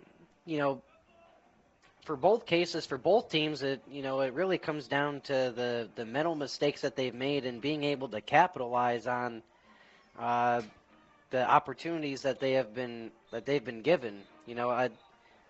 Like we said before, the St. Norbert Green Knights, they really haven't done much on offense. A lot of their points, a majority of their points, have come off of the interception in the pick six, Matthew. We've seen 3 different quarterbacks here for Eureka to start: Christian Noel, Ethan Velasquez, and Michael Bates, all getting a chance from the field to have a look. Michael Bates has been very good at he has had most of the second half. He was able to knock down a few completions, and then right at the very end of the second quarter, we saw Ethan Velasquez, who also had a few good looks. He was starting to move the ball down the field at a very fast pace. And for the St. Norbert Knights, it has been Michael Meneguzzo the entire time. He's been carrying the offense along with the trusty running back for St. Norbert, Jacob McVeigh. But we are about a minute away from getting things underway. As we kind of take a step aside from football, Drew, I think it's safe to say you and I had a pretty good halftime. Yeah, it was, shout out to St. Norbert College and the people in the booth next door. They have been absolutely fantastic at, treating us like we belong here. They had some pretty good sandwich. I forgot what he said the name of it was, but yeah, I forgot. It kind of looked like Sloppy Joe with some corn. So, they brought some fantastic food with. So, shout out to them for feeding us. We're pretty hungry after the 5-hour drive over here last night. And been a while since we had some breakfast at the hotel. So, shout out to them for just, not only feeding us, but being, really nice to us. They were giving me a little bit of crap for being a Bears fan and wearing my Bears shirt, and then I seen the Bears cooler and picked a bad day to wear this Bears shirt, I'll tell you that, Matthew. Yeah, the hospitality has been very good here from St. Norbert, and just the entire facility. For those, obviously, for you listening, you cannot get a visual look, but this broadcast booth is, I would say, the biggest broadcast booth I think we've been in at the Division III level, and it looks exactly like I was saying. It looks exactly like the broadcast booth at Rate Field. They have pretty much everything you can think of that a professional broadcast booth has in here, and it's just really fantastic. But it looks like Eureka's team on the field.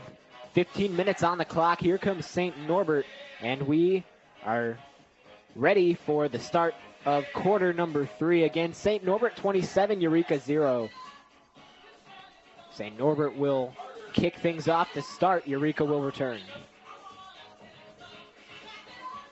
Again, we talked about the few different quarterbacks Eureka has had in this game, specifically for the Red Devils. It was Noel, Velasquez, and Michael Bates all getting a look. Velasquez, though, at the very end of that second quarter, like I said, he was just moving things along very quickly at a successful rate. 15 passing yards in maybe the 30 seconds he was out on the field. But for now, it'll be Schaefer to kick things off for St. Norbert. Again, Isom in the backfield, along with, it looks like, Amarion Carter. And we are underway here in quarter number 3. Carter will make the catch. He's going to run this one out of the end zone, immediately directing to his right, and he's going to fight through traffic and be brought down just shy of the 30 in Eureka territory. And already there's a penalty. As we take a look in the first half, both sides had a total of 11 penalties, 7 for Eureka, 4 for St. Norbert. Here already there is a penalty against the Red Devils. That'll be their 8th of the afternoon, and that'll push them back. So now they will start on their own 15. That is about a 15-yard loss for the Red Devils. all because of one penalty. So obviously not the way they were hoping to start things here in this third quarter, but in terms of quarterbacks, it is going to be Ethan Velasquez for Eureka, who sticks out onto the field. He's going to get the snap, and the first play is a handoff to Sanders. Again, no real gain there for Eureka. The Knights have done a really good job at stopping the run game, specifically keeping Ronnie Sanders to a halt. As we mentioned in the opening, Ronnie Sanders has had a heck of a season so far this year, ranks in the top 10 among running backs in the NACC, and the Knights have done a spectacular job limiting the contributions he's been able to make for the Red Devils so far. Yeah, Sanders in this game alone, 21 rushing yards already. Velasquez looking to fire to his right, and the catch, it looks like it's picked off. It was directed towards Jeremiah Washington, and the ball was stripped. So St. Norbert now regains possession. It looks like it was Brian Tracy, the linebacker for St. Norbert, senior out of Homer Glen, Illinois.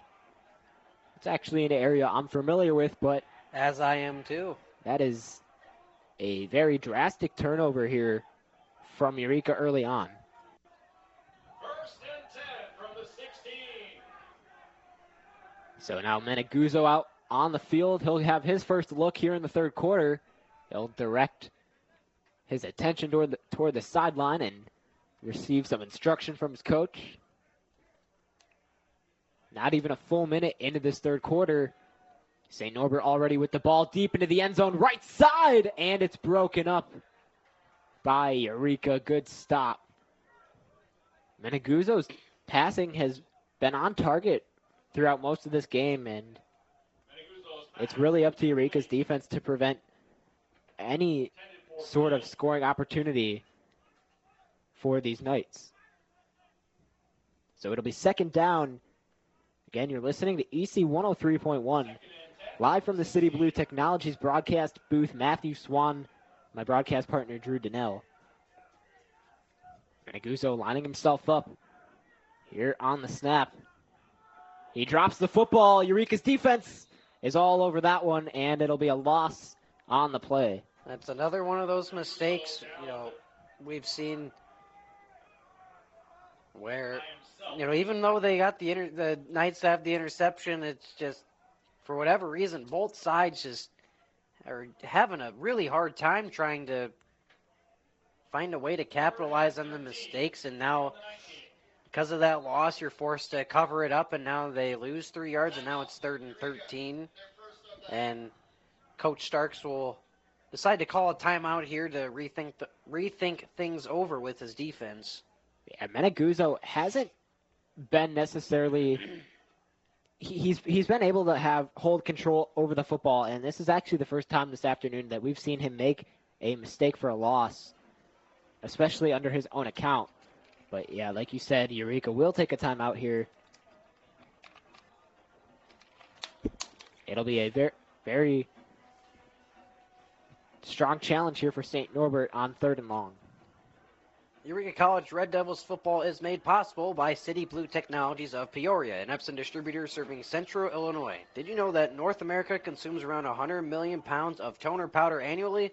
This is the equivalent of more than 2.5 billion plastic bottles, 9.5 billion plastic bags, or 116 billion plastic straws. Epson now has precision core heat-free printing as an alternative to laser printers. Learn about sustainable printing solutions from City Blue Technologies at citybluetechnologies.com. So both teams back out onto the field. Again, 3rd and long here for St. Norbert. Meneguzzo looking to pass. Eureka's defense not really around him, and now they will wrap him up, bring him down around the 10. And there's going to be a holding call against the St. Norbert offense, so the ball will be taken back, and that previous play won't matter. Yeah, pretty obvious hold there as Will Watkins, the linebacker, was rushing the quarterback, and pretty big yank on the collar of his jersey, and that'll get called back every day of the week. So now it is 3rd and 23 here for the Knights, but something to keep in mind, they have their very strong kicker who they might bring into play in just a moment, but for now, they'll try to convert here on third down.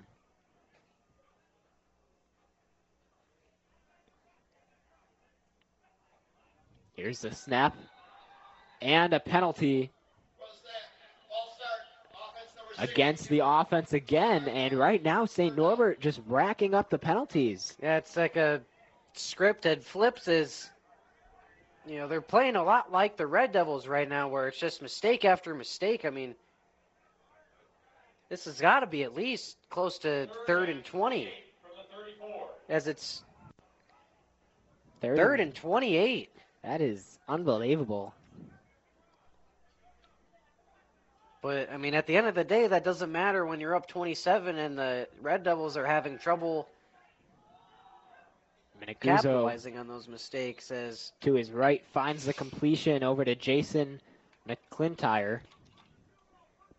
But either way, it'll be a 4th down here for the Knights, and let's see if they bring out Mason LeVake for the field goal. And you obviously wouldn't be surprised if they did bring him out, because like we said earlier in practice, he was drilling a lot of kicks from about 40 to 50 yards out, and this will be on the right hash at the 31-yard line. He's 0 for 1. Make it about 41 yards for this kick. 0 for 1 in field goals this afternoon. That time, though, he drills it. And that'll make it a 30-0 ball game. Knights on top.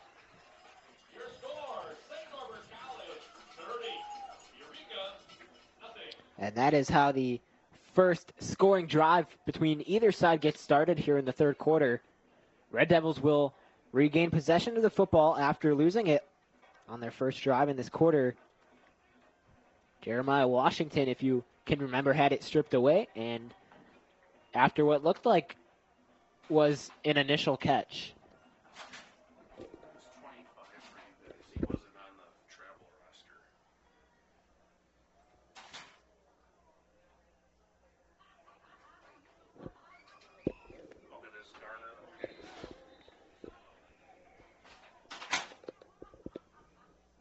So Eureka's offense will come back out onto the field, looking to return the football. And for most of the game, the first play of the drive for the Red Devils has been to keep the ball on the ground. Obviously, hasn't worked out a ton for Eureka up to this point. Right now, your Red Devils have 13 rushing attempts and only 43 yards on those attempts. So maybe the Red Devils will change things up on this drive. Carter's going to make the catch again. He's going to run the same route, shifting to his right, tripped up, still on his feet, and finally hitting the grass at around the 25 in Red Devils territory. And another penalty. During the return, blocking the back, return team number 21. Half the distance from the spot of the foul. First down. This time it is against Eureka. The first half, I guess I should say the first quarter, there were not a lot of penalties. Second quarter, obviously, we saw that number spike up. And here in the third quarter, it looks to be probably the most amount of penalties we've seen this afternoon. Again, both teams only totaled for 11 penalties in the first half. Seems like now in this third quarter, we've seen a penalty almost every single play. So Velasquez, Christian Noel, as he was wrapped up, passes short, so it'll be incomplete in second down.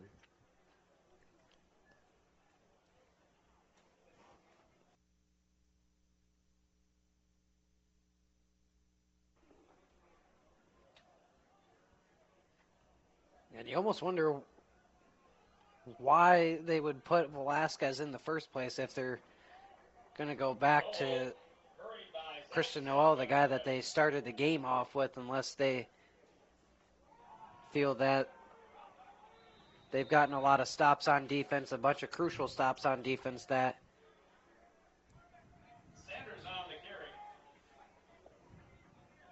Yeah, well, keep in mind that Michael Bates was injured in the second quarter, so he obviously won't be in question anymore. So now it's really just between Noel and Velazquez, and maybe Starks just wanting to get each player more reps, allow them to further develop in their starting position. It'll be 3rd and long here for Eureka. Noel in trouble. He's going to take it himself up the middle, and he slides, and he's hit, and the ball comes out. Yeah, that's easily going to be a flag, as this is what I mentioned before earlier, is when Noel fumbled the ball earlier, and I kept saying this is where you need to slide, because when a defender tries to go after you like that and you're sliding, that's roughing the passer all day. It's a personal foul, because that slide, that's the quarterback giving himself up, and that's a dirty hit. That, Noel is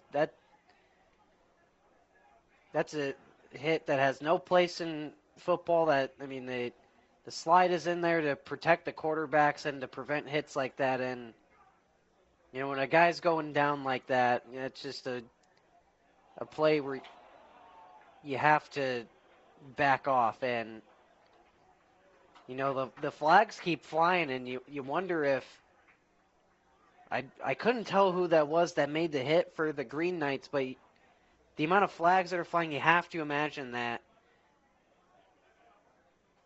could be a disqualification for whoever laid the hit on Noel, as, he got smoked, and he actually had to be helped off the Starks field. is not happy at all. I do believe that is Starks. He is probably using language that is better off. Targeting. Defense number 8. Number 8 is disqualified. After the play, unsportsmanlike conduct on the Eureka bench. That coach is ejected. Wow, so that's actually not Starks for Eureka. Is that Deion Jordan? Yeah, that looks like Deion Jordan. He's actually going to be ejected from the game.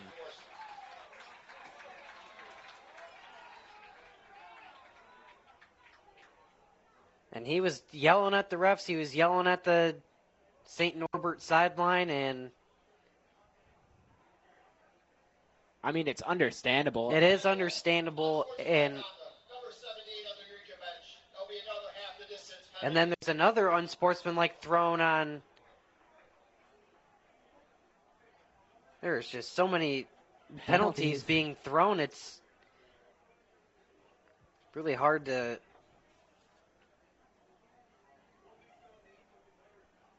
That's actually the first time I think I've seen a Eureka coach get ejected in my broadcasting career.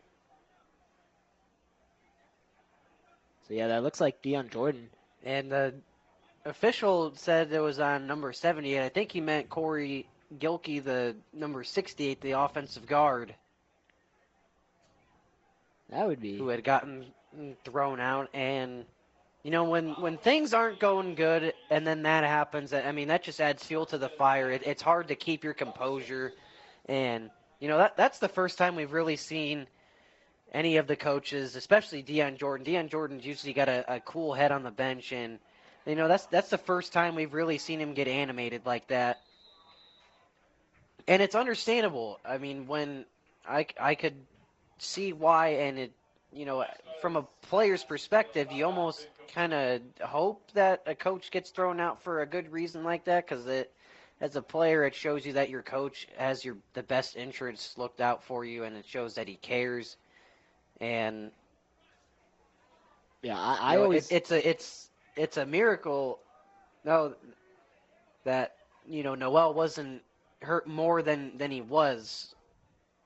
Yeah, so it's actually Velazquez back out in the quarterback spot. But to add on, I always view the frustration as a good thing. I think it's always a positive way to get your team fired up a little bit, maybe get that spark going. And like we both said, understandably so, there is a sense of frustration from the Eureka Red Devils right now. And the guy that I do believe laid the hit was the junior linebacker John Seitz, who ended up getting disqualified and thrown out of the game. And yeah, like we said before, that is doesn't really matter what. And that Velazquez going deep. And it's Keyshawn Cone was the intended receiver, and the official in the backfield ruled him out of bounds, as that was a great pass as Cone was just running it straight on the streak, and then unfortunately couldn't keep that left foot in bounds, as that would have been a heck of a response after that hit on Christian Noel. Yeah, it'll go under one of those best plays that didn't count. So it'll be an incompletion for Eureka. 4th down. They'll have to turn things over here. So as for now, they remain scoreless. Kick is up. It's another short kick. Doesn't even go across midfield. Actually goes out of bounds at around the 40 in Red Devils territory. And again, we'll see the Knights have great starting field position as they come out for this drive. And then, another thing you have to wonder is, depending on the severity of Christian Noel's injury, you have to wonder if there will be any disciplinary action taken for the hit on him. Because, I mean, if he's out for the rest of the season, or if he's out for, a month with a concussion, I mean, that's a serious injury, and that's based on a hit that didn't really need to happen. And a Guzzo on the handoff to McVeigh, who takes it up the field for about 5 yards. And Drew, to add on, not only that, but that's the second quarterback in this game that has been hurt for Eureka. So now you have Darius Warren out, you have Michael Bates out, and now you have Christian Noel out. That is 3 of your top quarterbacks who are now all injured and hurt. Yeah, and I mean, when you're Coach Starks, you just have to wonder how he's going to deal with all these injuries, because, there's only so many guys he can put in a court, and the snap's high. Ball goes across midfield, and St. Norbert is going to take this one for a very deep loss. Snap recovered by McVeigh. Okay, let's try this again. If you have a white ticket, you could be a winner. The number is So it's going to be 3rd and 21 for the Knights. This is the second time in a row that they've had a negative look from a minimum of 20 yards, and a big hit by the Eureka defense. It doesn't matter. It's incomplete. So things will turn over. Again, Eureka's offense will appear on the field after the kickoff here. Once again, that was Chuck Weathersby on the hit, and if you weren't here for the first half, Chuck Weathersby has had himself a heck of a game. He has been everywhere on the field on defense for the Red Devils. He's got an interception. He's made huge tackles for a big loss that goes against the Green Knights, and he's definitely the reason why this game is not completely out of reach yet. Kick was nearly blocked. Instead, it'll be Jack Butler for the fair catch. Again, Eureka inside their own 20. That has been the theme for most of the season. Red Devils have not had a great look at starting field position, and it's really forced them to work that much harder on offense. 1st and 10 from the 14. So now, as mentioned, Red Devils, 3 injured quarterbacks still heavily rely on Ethan Velazquez to really step up here and take initiative.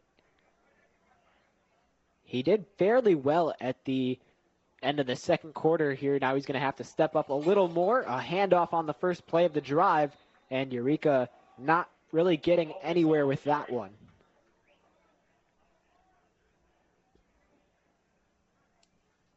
So again, St. Norbert leads this one 30-0. Take away the 2 interceptions that we saw early in the second quarter, and Eureka is still very much in this ball game. But obviously that isn't the case, and Eureka's just going to have to figure out a way to get that offense cooking. Yeah, and it's definitely hard to get it cooking when you've got your quarterback who started the game is out with an injury, and then it's Timeout, Eureka. Red Devils are going to take a timeout here.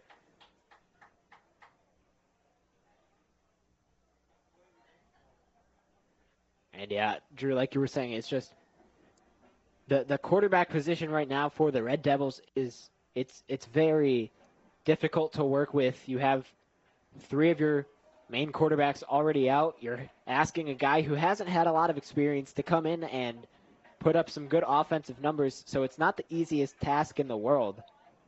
Yeah, this has definitely been one of the more stranger seasons. Although it's been an improvement, it's definitely been a harder season.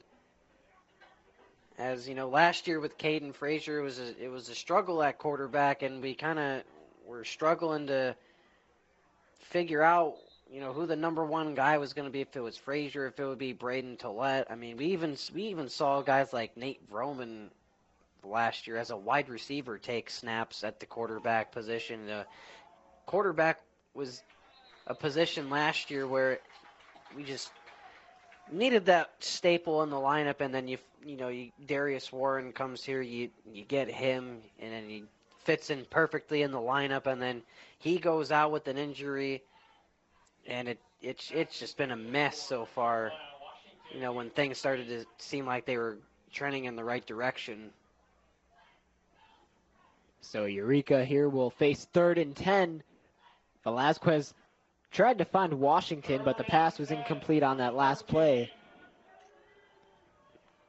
St. Norbert's sideline starting to get into it a little bit more, hyping up the defense. Here's Velasquez, and before the play can even continue, another penalty against the Red Devils. So as we mentioned here in this 3rd quarter alone, the Red Devils and even St. Norbert, between both sides, penalties have really started to spike up and play a huge part on this game.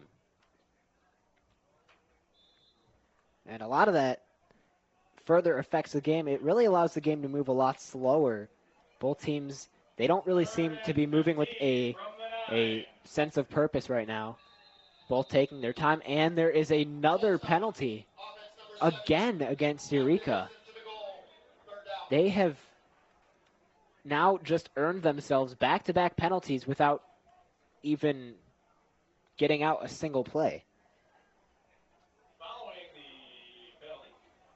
So now that'll make it 3rd and 20 here for Eureka. So if they did have any chance at all at converting a first down, now that seems to be gone. Velasquez going to take it himself. Ball comes out. And let's see who recovers. Either way, it'll be a turnover. So it looks like the Red Devils were able to recover, but that'll make it a 4th down. And again, Eureka will be forced to kick it away.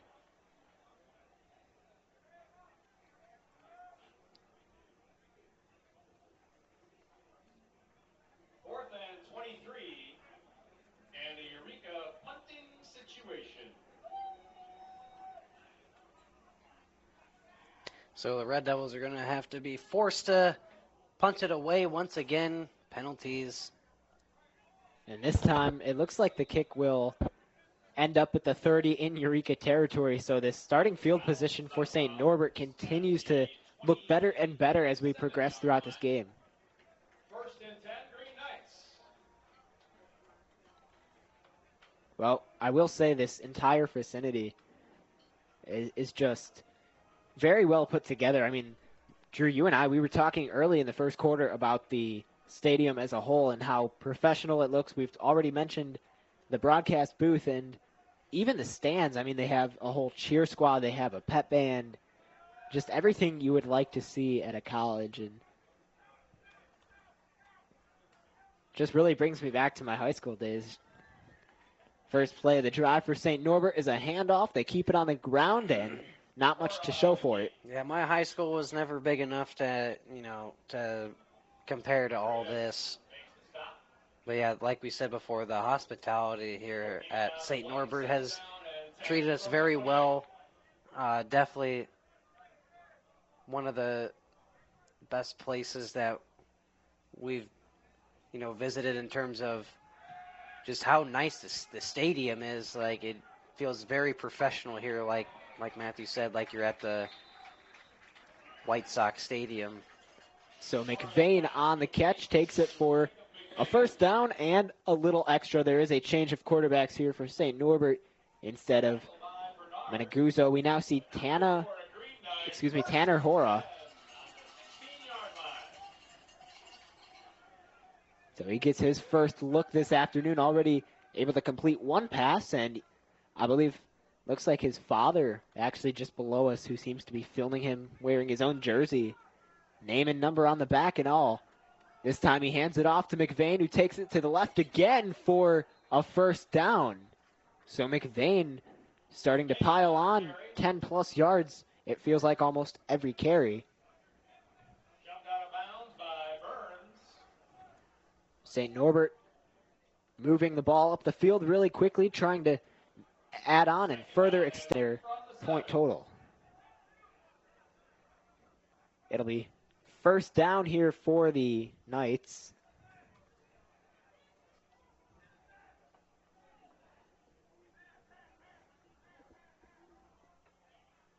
Hora on the snap. Scanning the field, looks left, fires into the end zone. It's caught, and it's a touchdown for the Green Knights. So they do extend, they do add on to their point total, and they make it 36-0. And you can see the quarterback's father in the crowd, not only filming the play, but filming his family's reaction. And you know that has to make him proud.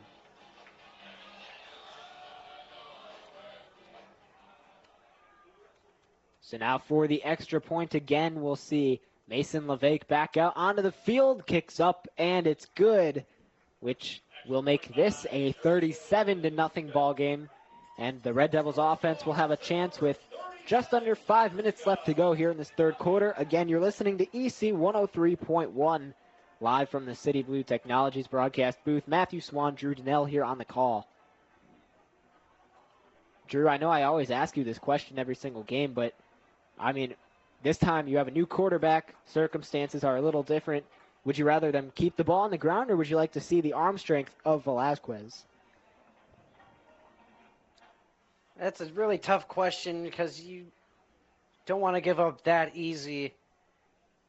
And when you're down by 37, it's really hard not to try to air it out and just do whatever you can to get as many points as possible. But you still want to play the game with a purpose, and I think that it has to be more of a combination. I think if you're gonna pass the ball, I would try to go for 5 to 10 yards, as they whenever they do pass it, they like to run those screen plays a lot, screen passes. So Carter on the catch again, directing himself to the right side, and again he will be brought down just shy of the 25 this time. So it's always Isom and Carter in the backfield, but it seems to be Carter who is the one with the most returns here in this game alone. So Eureka will begin on the 24 in their own territory, just over 4.5 to go. And Velazquez and the Red Devils offense back out onto the field. They look to get their first points of the afternoon on the board. They've been struggling offensively, as you can tell by the score, but they look to change things up here. They're going to keep it to the right cone across the first down marker, and the Red Devils will move things forward.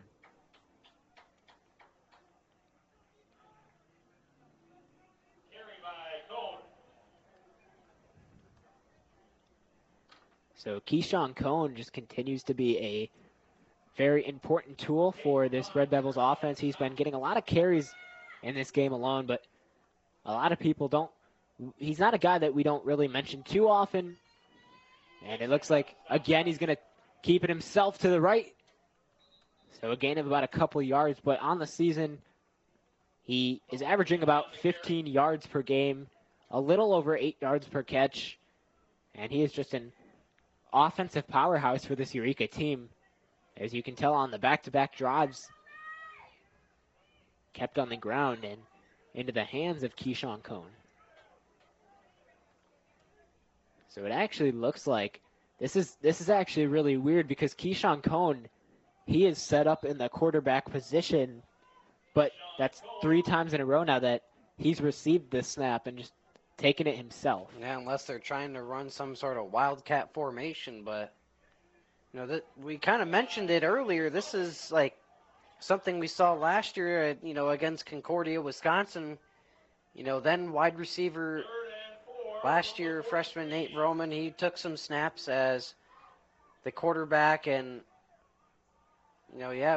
this time he's looking to fire across midfield, and nearly a one-handed catch by Eureka's Braylon Boyer. Yeah, Boyer was in double coverage. He did a really good, he did everything he could to try and snag that thing with one hand, and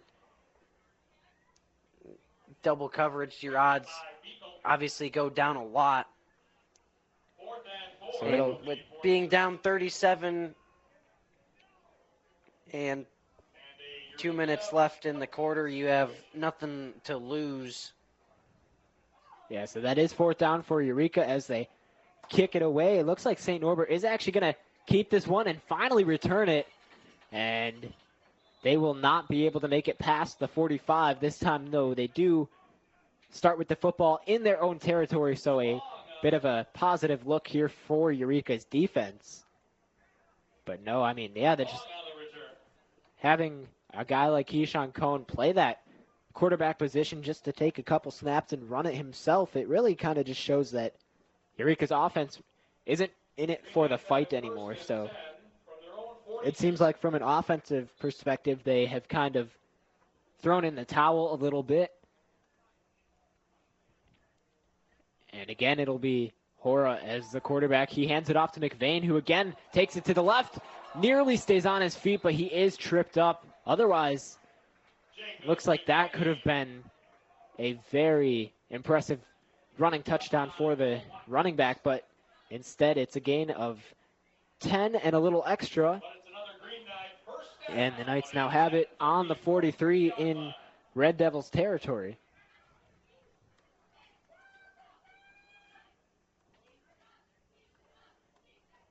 So again, Tanner, another handoff to McVeigh, this time up the middle, still on his feet, trying to break loose from the hold, but he'll be dropped to the ground. The Knights really just trying to eat up a lot of the clock. Just under 2 minutes left to go here in this third quarter. Again, St. Norbert 37, Eureka 0. And it'll be 2nd and short.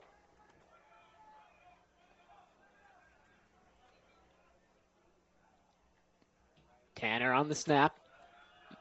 Yet another handoff to McVeigh, who continues to pummel on the left side. And he'll be just short of a 1st down this time.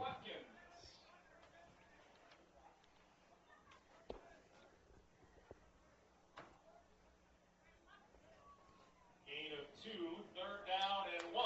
It's only a gain of 2 right there as the tackle was made by Will Watkins, and now the Knights on 3rd and 1 trying to add another touchdown to the score here as the Red Devils try to do everything they can to make it as close a game as possible. 3rd and short. McVeigh again fighting for the 1st down. The Knights think they have it, and the Chains will move up the field, so they obtain the 1st down and will hold on to possession here. Drew, before the game started, we were talking about the football weather. We were actually on the balcony, the quote-unquote balcony outside of this broadcast booth. And one of the things I said was this is perfect football weather. And, just talk about that a little bit. What is this like? Because in previous games, we haven't really been lucky enough to not be sweating 24/7. Yeah, it's getting to be that time of year where, the weather is starting to kind of get into that high 60s, low 70s area, and the wind's not too bad. And yeah, that Westminster game is obviously one I try to forget to think about, considering that, we ended up losing on Westman's homecoming game, and, it's just super hot outside, and the bus ride back wasn't that comfortable. It just felt like it kept taking forever, and yeah, this is type of weather that you hope sticks around for at least until November. So it's first down again for the Knights. Here's Hora, another handoff to McVeigh, who again takes it to the left side, trying to shift through, but he will be forced out of bounds. A gain of about 4 yards for the Knights. Yeah, and what's weird to think about, too, especially as we progress throughout the season, this is week 7 of the Division III Eureka Red Devils football season. And as we find ourselves here in a conference matchup, Eureka, after this game, they only have 3 more games on the season. And last year, for obvious reasons, the season seemed to move very slowly. But this year, I mean, it feels like the football season is flying by fast. And before you know it, we'll be indoors calling basketball games. Yeah, looking forward to the basketball season. Basketball last year was definitely exciting, both for the men's and the women's side.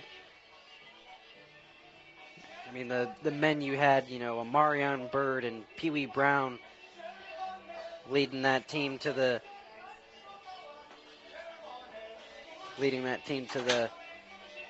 SLIAC playoffs, especially that first home playoff game against NUW with you and Kareem Burnett on the call. That was exciting to be a part of. And then, you know, the contributions from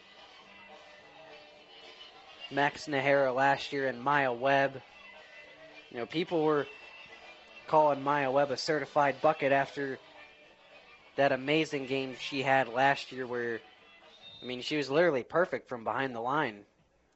Yeah, and in a sense, it seems like every sport at Eureka College, they've all significantly developed over the last couple years or so, and they all have had their sense of fresh starts.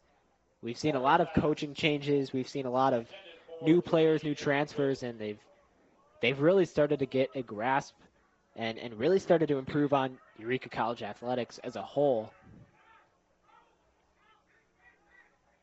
So a huge shout out to our athletic department.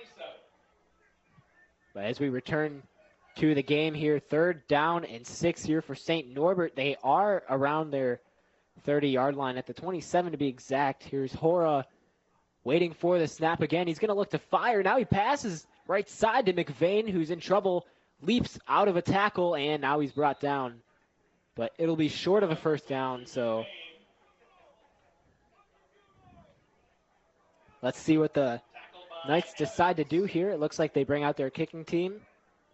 And it looks like, again, as we keep going back to the kicker, Mason LeVake, he is going to go for the field goal.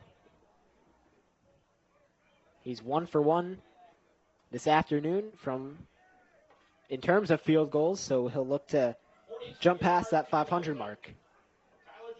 Excuse me, it's actually for the Knights going to be Tyler Jurgensen. So his first attempt, it's up and it's good. I'm sure the wind might have helped that one out a little bit. And that will extend the Knights' lead now, make it 37-0. Offside.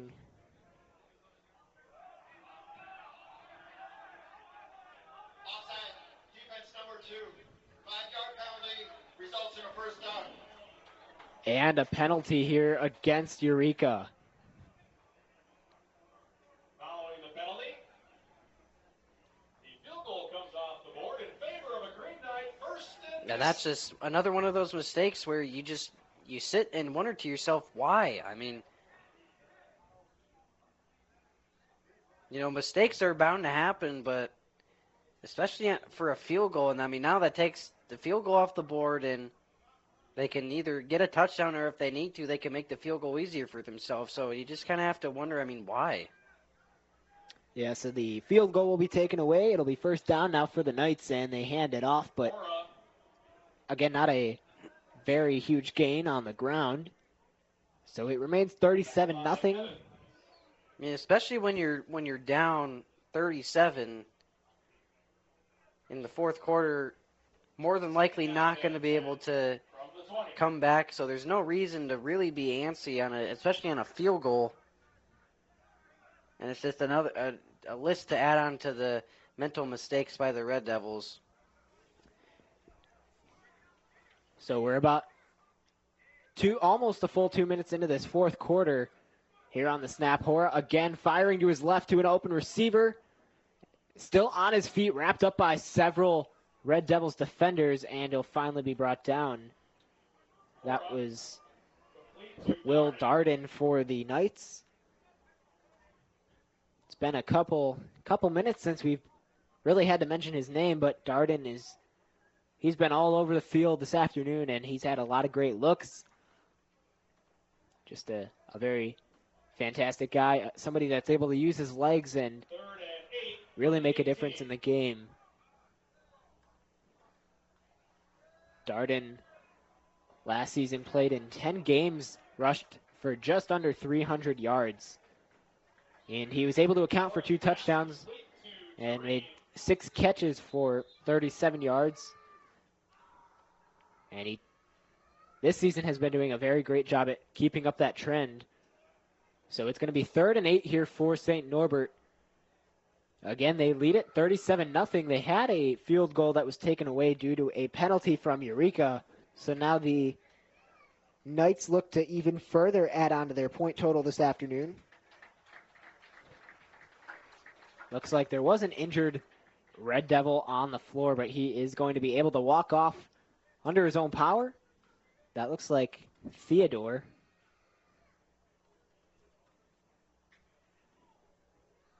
Or excuse me, not Theodore. That is actually Javon Gibson, who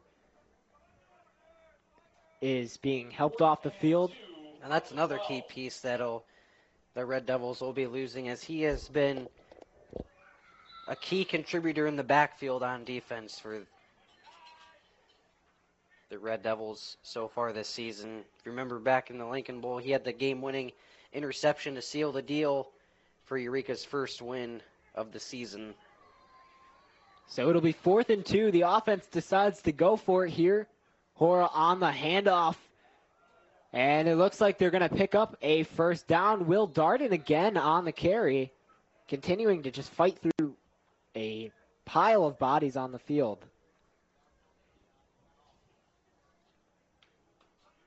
Darden on the carry. Good for a Green Knight. 1st and goal from the 8-yard line. As we take a look at the week to follow here for Eureka, it'll be 2 home games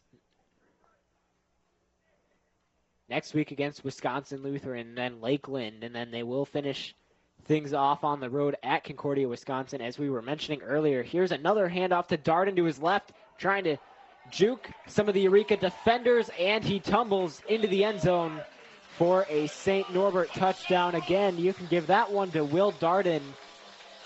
He just continues to play a huge factor in this ball game. And now all of a sudden, Darden here in this one, 43 rushing yards on 14 attempts. The Knights look to gain the extra point. Again, Mason LeVake down on the field.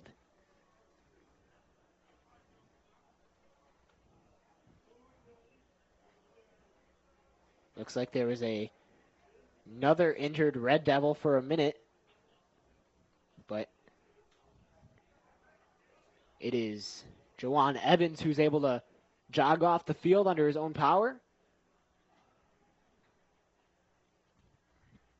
So here's Jurgensen actually to get the extra point. Already has 1 field goal in this game, and he converts. That'll make it a 44-0 ball game. So St. Norbert able to take advantage of the penalty from Eureka a few plays ago, and instead of just a 40-0 ball game, they now have 4 extra points.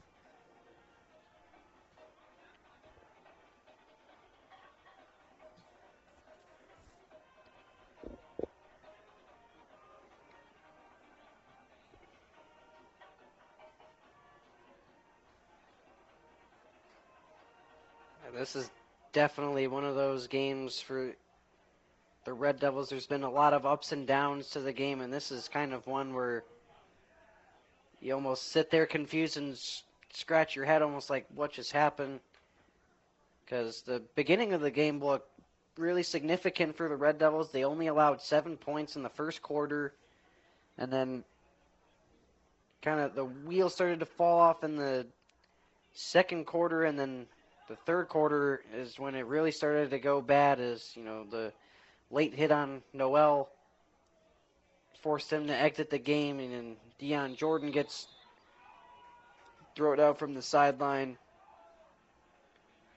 And just a lot of weird things that have gone on. Yeah, very interesting game as a whole. Isom's going to let this one bounce in the end zone and head out of bounds. It'll be a touchback here for Eureka as they get ready to start another drive. This will be their first of the fourth quarter with 11 minutes, 20 seconds left to go. So St. Norbert up 44-0. And Drew, to add on to what you were saying, yeah, I mean, it has been a very one-sided game, but you have to understand for many fans that last season it was bad last season. There's no really dodging the overview look.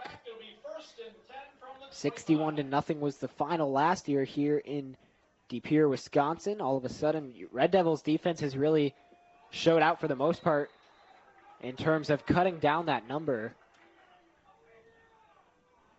And that one is going to be incomplete from Velazquez. It'll be second down. Excuse me, they actually kept that on the ground there. Loss of 2, 2nd and 12 from the 23. Drew, I know I asked you about the decision-making and keeping the ball on the ground or releasing it, but right now it just seems that keeping it on the ground hasn't been able to work for the Red Devils. Here's a pass to the right that is between two different receivers for Eureka, Keyshawn Cohn along with Dominic West. So that'll make it third down and incompletion on account of Ethan Velazquez, and Red Devils looks like they're heading for a quick 3 and out unless they can get that one big play that can change the outcome of this drive. Just over 10.5 to go. Here's Velazquez. Pressure coming. He breaks free, takes it himself, and slides up the middle. But again, not much to show for it. Yeah, not nearly enough to even get back to 10 yards within at least a 4th and 10. Still going to be 4th and 12. 4th down and 12 from the 25.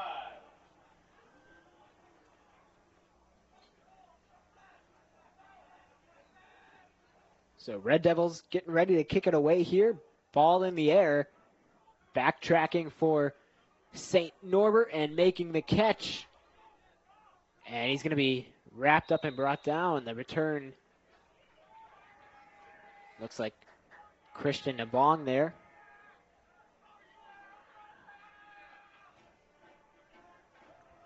Nabong on the return for the Green Knights.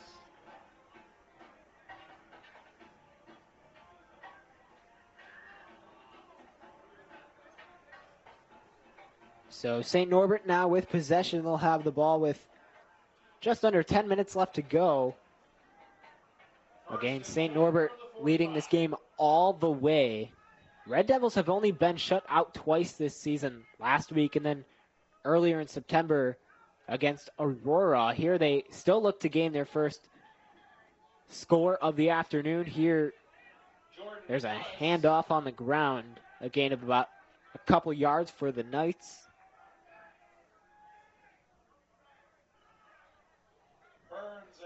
And as we talk about these shutouts against Eureka, again, Drew, it's something else you mentioned that the Red Devils have been able to significantly improve this season. Again, they went 0-10 last season overall, 0-8 in the conference. This season, they've already won 2 games overall. They've already won a conference game against Rockford late September. So although the record on paper might not look great, you have to micromanage things a little bit and understand that, yeah, some changes have been made. Yeah, there's definitely like we said before, there's definitely been a lot of things that are certainly things that you can smile at and that are a big positive when you compare it to last year. And then, you know, the injuries so far this year is the biggest issue, as it was a bit of an issue as well last year.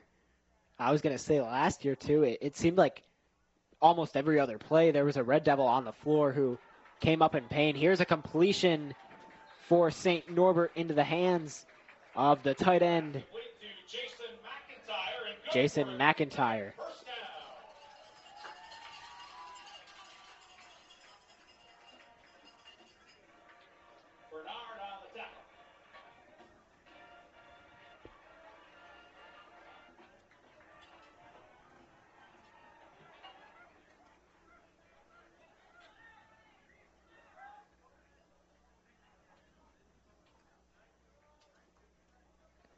So this time they decide to keep the ball on the ground and eat up some clock, but it is a short gain here for the Knights. Watkins and Burns make the stop.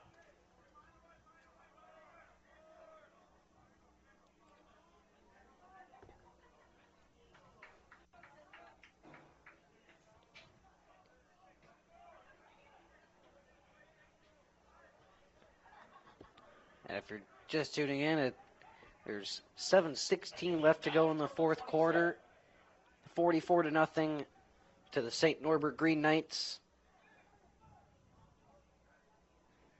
And as much as, here's another handoff from Hora, but again, it'll not be good enough for a first down. But Drew, as I was going to say, as much as, you know, I already consider this season somewhat of a success due to the amount of you know, development we've seen throughout this Eureka team, I still would like to see at least one more win throughout this season. And again, as we take a look at the schedule, I already mentioned next week and the week to follow, Eureka 2 home games in a row. The first one against Wisconsin Lutheran and then Lakeland. Those will both be very competitive games as well. November 15th, though, against Concordia, Wisconsin. That one will be a little interesting to see how that plays out here. Hora keeps it himself, fires to his left, and it's picked off by Eureka. Running up the field and just shy of the 50-yard line as he's forced out of bounds. That was picked off by Eureka's number 12, Rickson Soybian, the cornerback and freshman out of North Miami Beach, Florida. So things quickly turn over. That probably wasn't the right move there from Hora, the quarterback for St. Norbert. He was backtracking, fired while doing so. And Soybian really had his eyes all over that one as he was able to take it away. So Eureka does get the ball back here with 6 minutes, 13 left to go. Again, Red Devils have only been shut out twice this season. They look to gain their first points of the afternoon. There's a completion to Jeremiah Washington, who's going to be immediately surrounded by at least 4 or 5 Knights. So it's going to be a loss on the play. Washington, we haven't seen a lot of him in this game alone, but he definitely is a very important factor, and he plays a huge role on this team. He's very good at making those catches.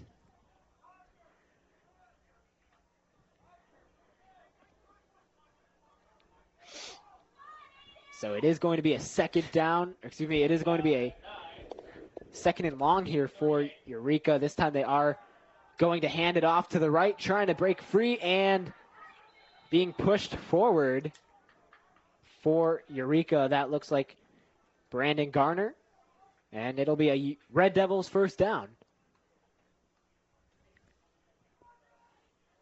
Charles on the carry. And ultimately, the end goal at the end of this game is that we'll at least get one touchdown on the board. As you know, in situations like these, this is where you want to avoid the shutout and get at least one on the board. Velasquez on the handoff to BG once again, and it'll be a gain of about 9 yards on the play as he continues to grasp the control of this game. Again, not a lot to show for the Eureka offense here in this one, so you have to really appreciate the smaller moments in other situations as well, like these 9-yard gains on the ground for the Red Devils. 4 minutes, 20 seconds left to play here in this fourth quarter. Again, Velasquez here on the snap is going to hand it off to BG, who's tripped up over the middle. Again, that is going to be good enough for a first down, so chains move up the field. Something I don't think a lot of people know about this St. Norbert team as well is that they have a rich history. They're very successful. They have 5 NCAA Division III national championships. First and 10 from the 39. And, of course, being a bigger school, they have more access to stronger facilities. Here's another handoff to Silvano Martinez. It looks like a huge takedown. Martinez, he's been getting a couple looks towards the end of each game as well, but not much to show for it for Martinez. Second and 10 from the 39.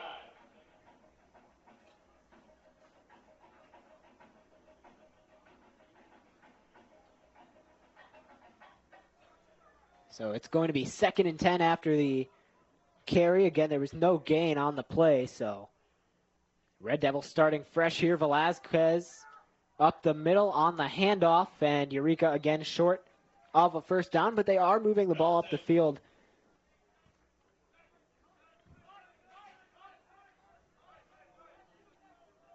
Tackle by Coda Miller.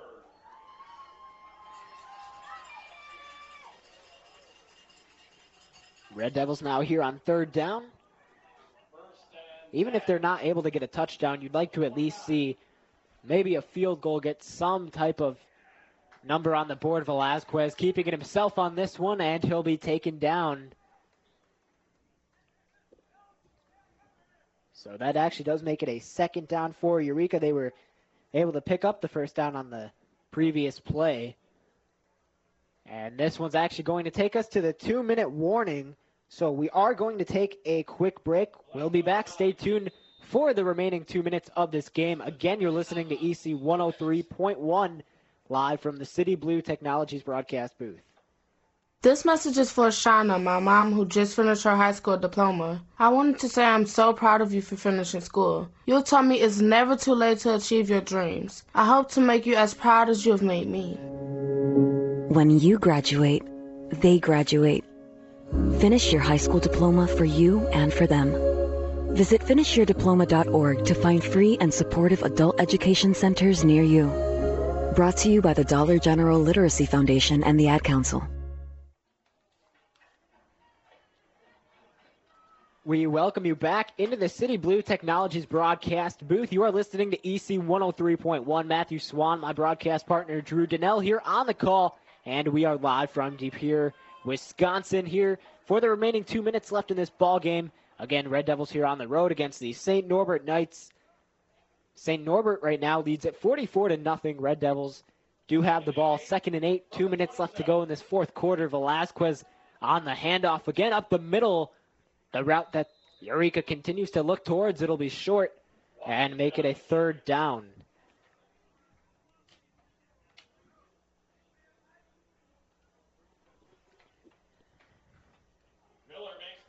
Eureka will have 1:40 left to go if they want to get some points on the board again.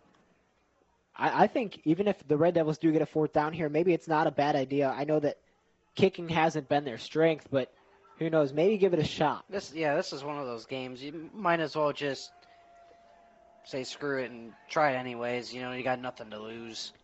3rd down. Here's a handoff to BG, who crosses the first down marker. So play will continue. Eureka will gain 3 more opportunities on offense here. Chains move forward. And in terms of scoring, things are looking pretty good here for Eureka.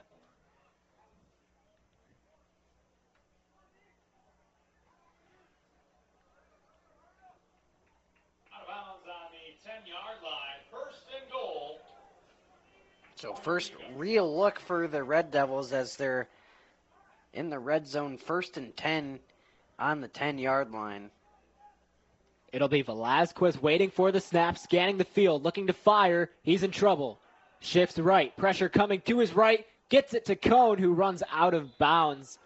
But it is a completion, and the ball moves forward just a little bit.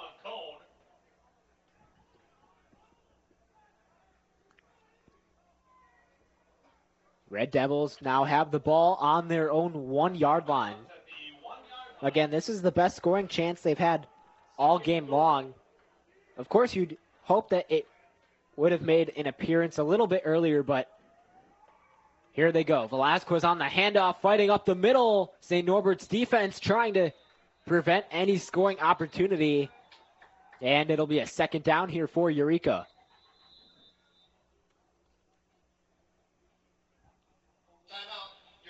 Great job by the St. Norbert defense. Red Devils do call a timeout here as they try to go over some playmaking decisions and hope to get their first touchdown of the game.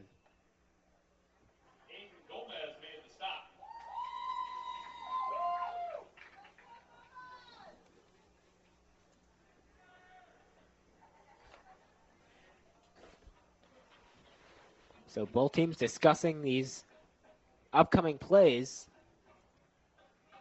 And you'd have to imagine Eureka plans to just keep this one on the ground and fight for the end zone. Yeah, 16 seconds left. At this point where their field position is at right now, the easiest thing is to keep it on the ground, and can't score then at least you 3rd and goal from the 1. run out the clock. And I mean, at the 1, there really is no reason to pass it here. Red Devils haven't scored against St. Norbert since 2023. Here's a pass in the end zone, and it's broken up. That'll make it a 4th down, and Eureka, as you can probably imagine, they will be going for it. 11 seconds left to go. This will be Eureka's last offensive play of the afternoon.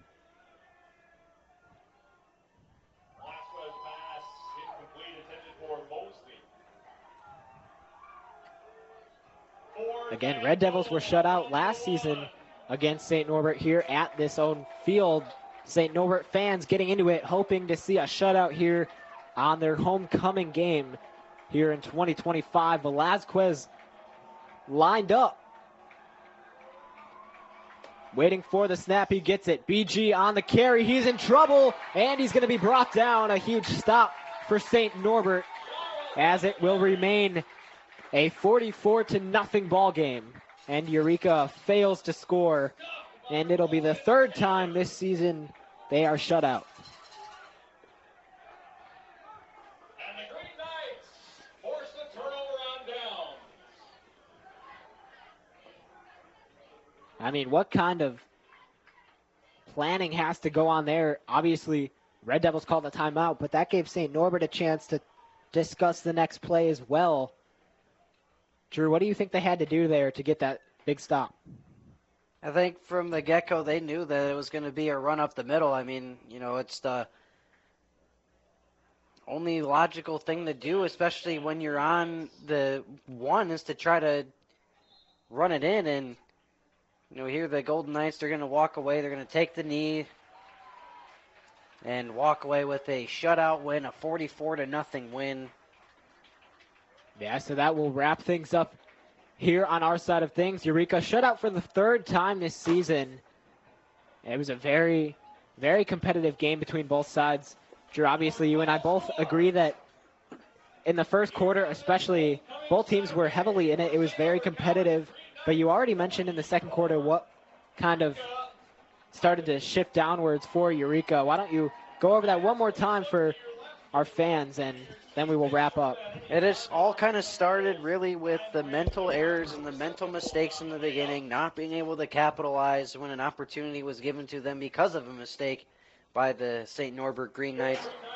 And then there was just a lot of things that contributed to, you know, kind of checking out of the game. You know, that late hit on Christian Noel as he was sliding to go down that resulted in an ejection on defense for the Green Knights. But, it's just things like that that can really mentally wear you out of a game like that. And you see one of your guys go down and then, the mistakes left, right, and center. That's kind of really where it starts right there, Matthew. Yeah, so again, final score, St. Norbert 44, Eureka 0. Again, that'll wrap things up here on our side for St. Norbert. Their next game is going to be versus Rockford next week here in Wisconsin at 1 p.m. But our next broadcast of Eureka College football is going to be next week on October 25th when Eureka hosts Wisconsin Lutheran. Again, you can listen to that broadcast right here on EC 103.1. Coverage will begin at 5 p.m. live from the City Blue Technologies broadcast booth. Eureka College football is made possible by City Blue Technologies, a leading Epson dealer serving Central Illinois. The executive producer of Eureka College is Dr. John Malone. Tonight's studio operator, Jaden Randall. On behalf of my broadcast partner, Drew Donnell, this is Matthew Swan. Thank you for listening.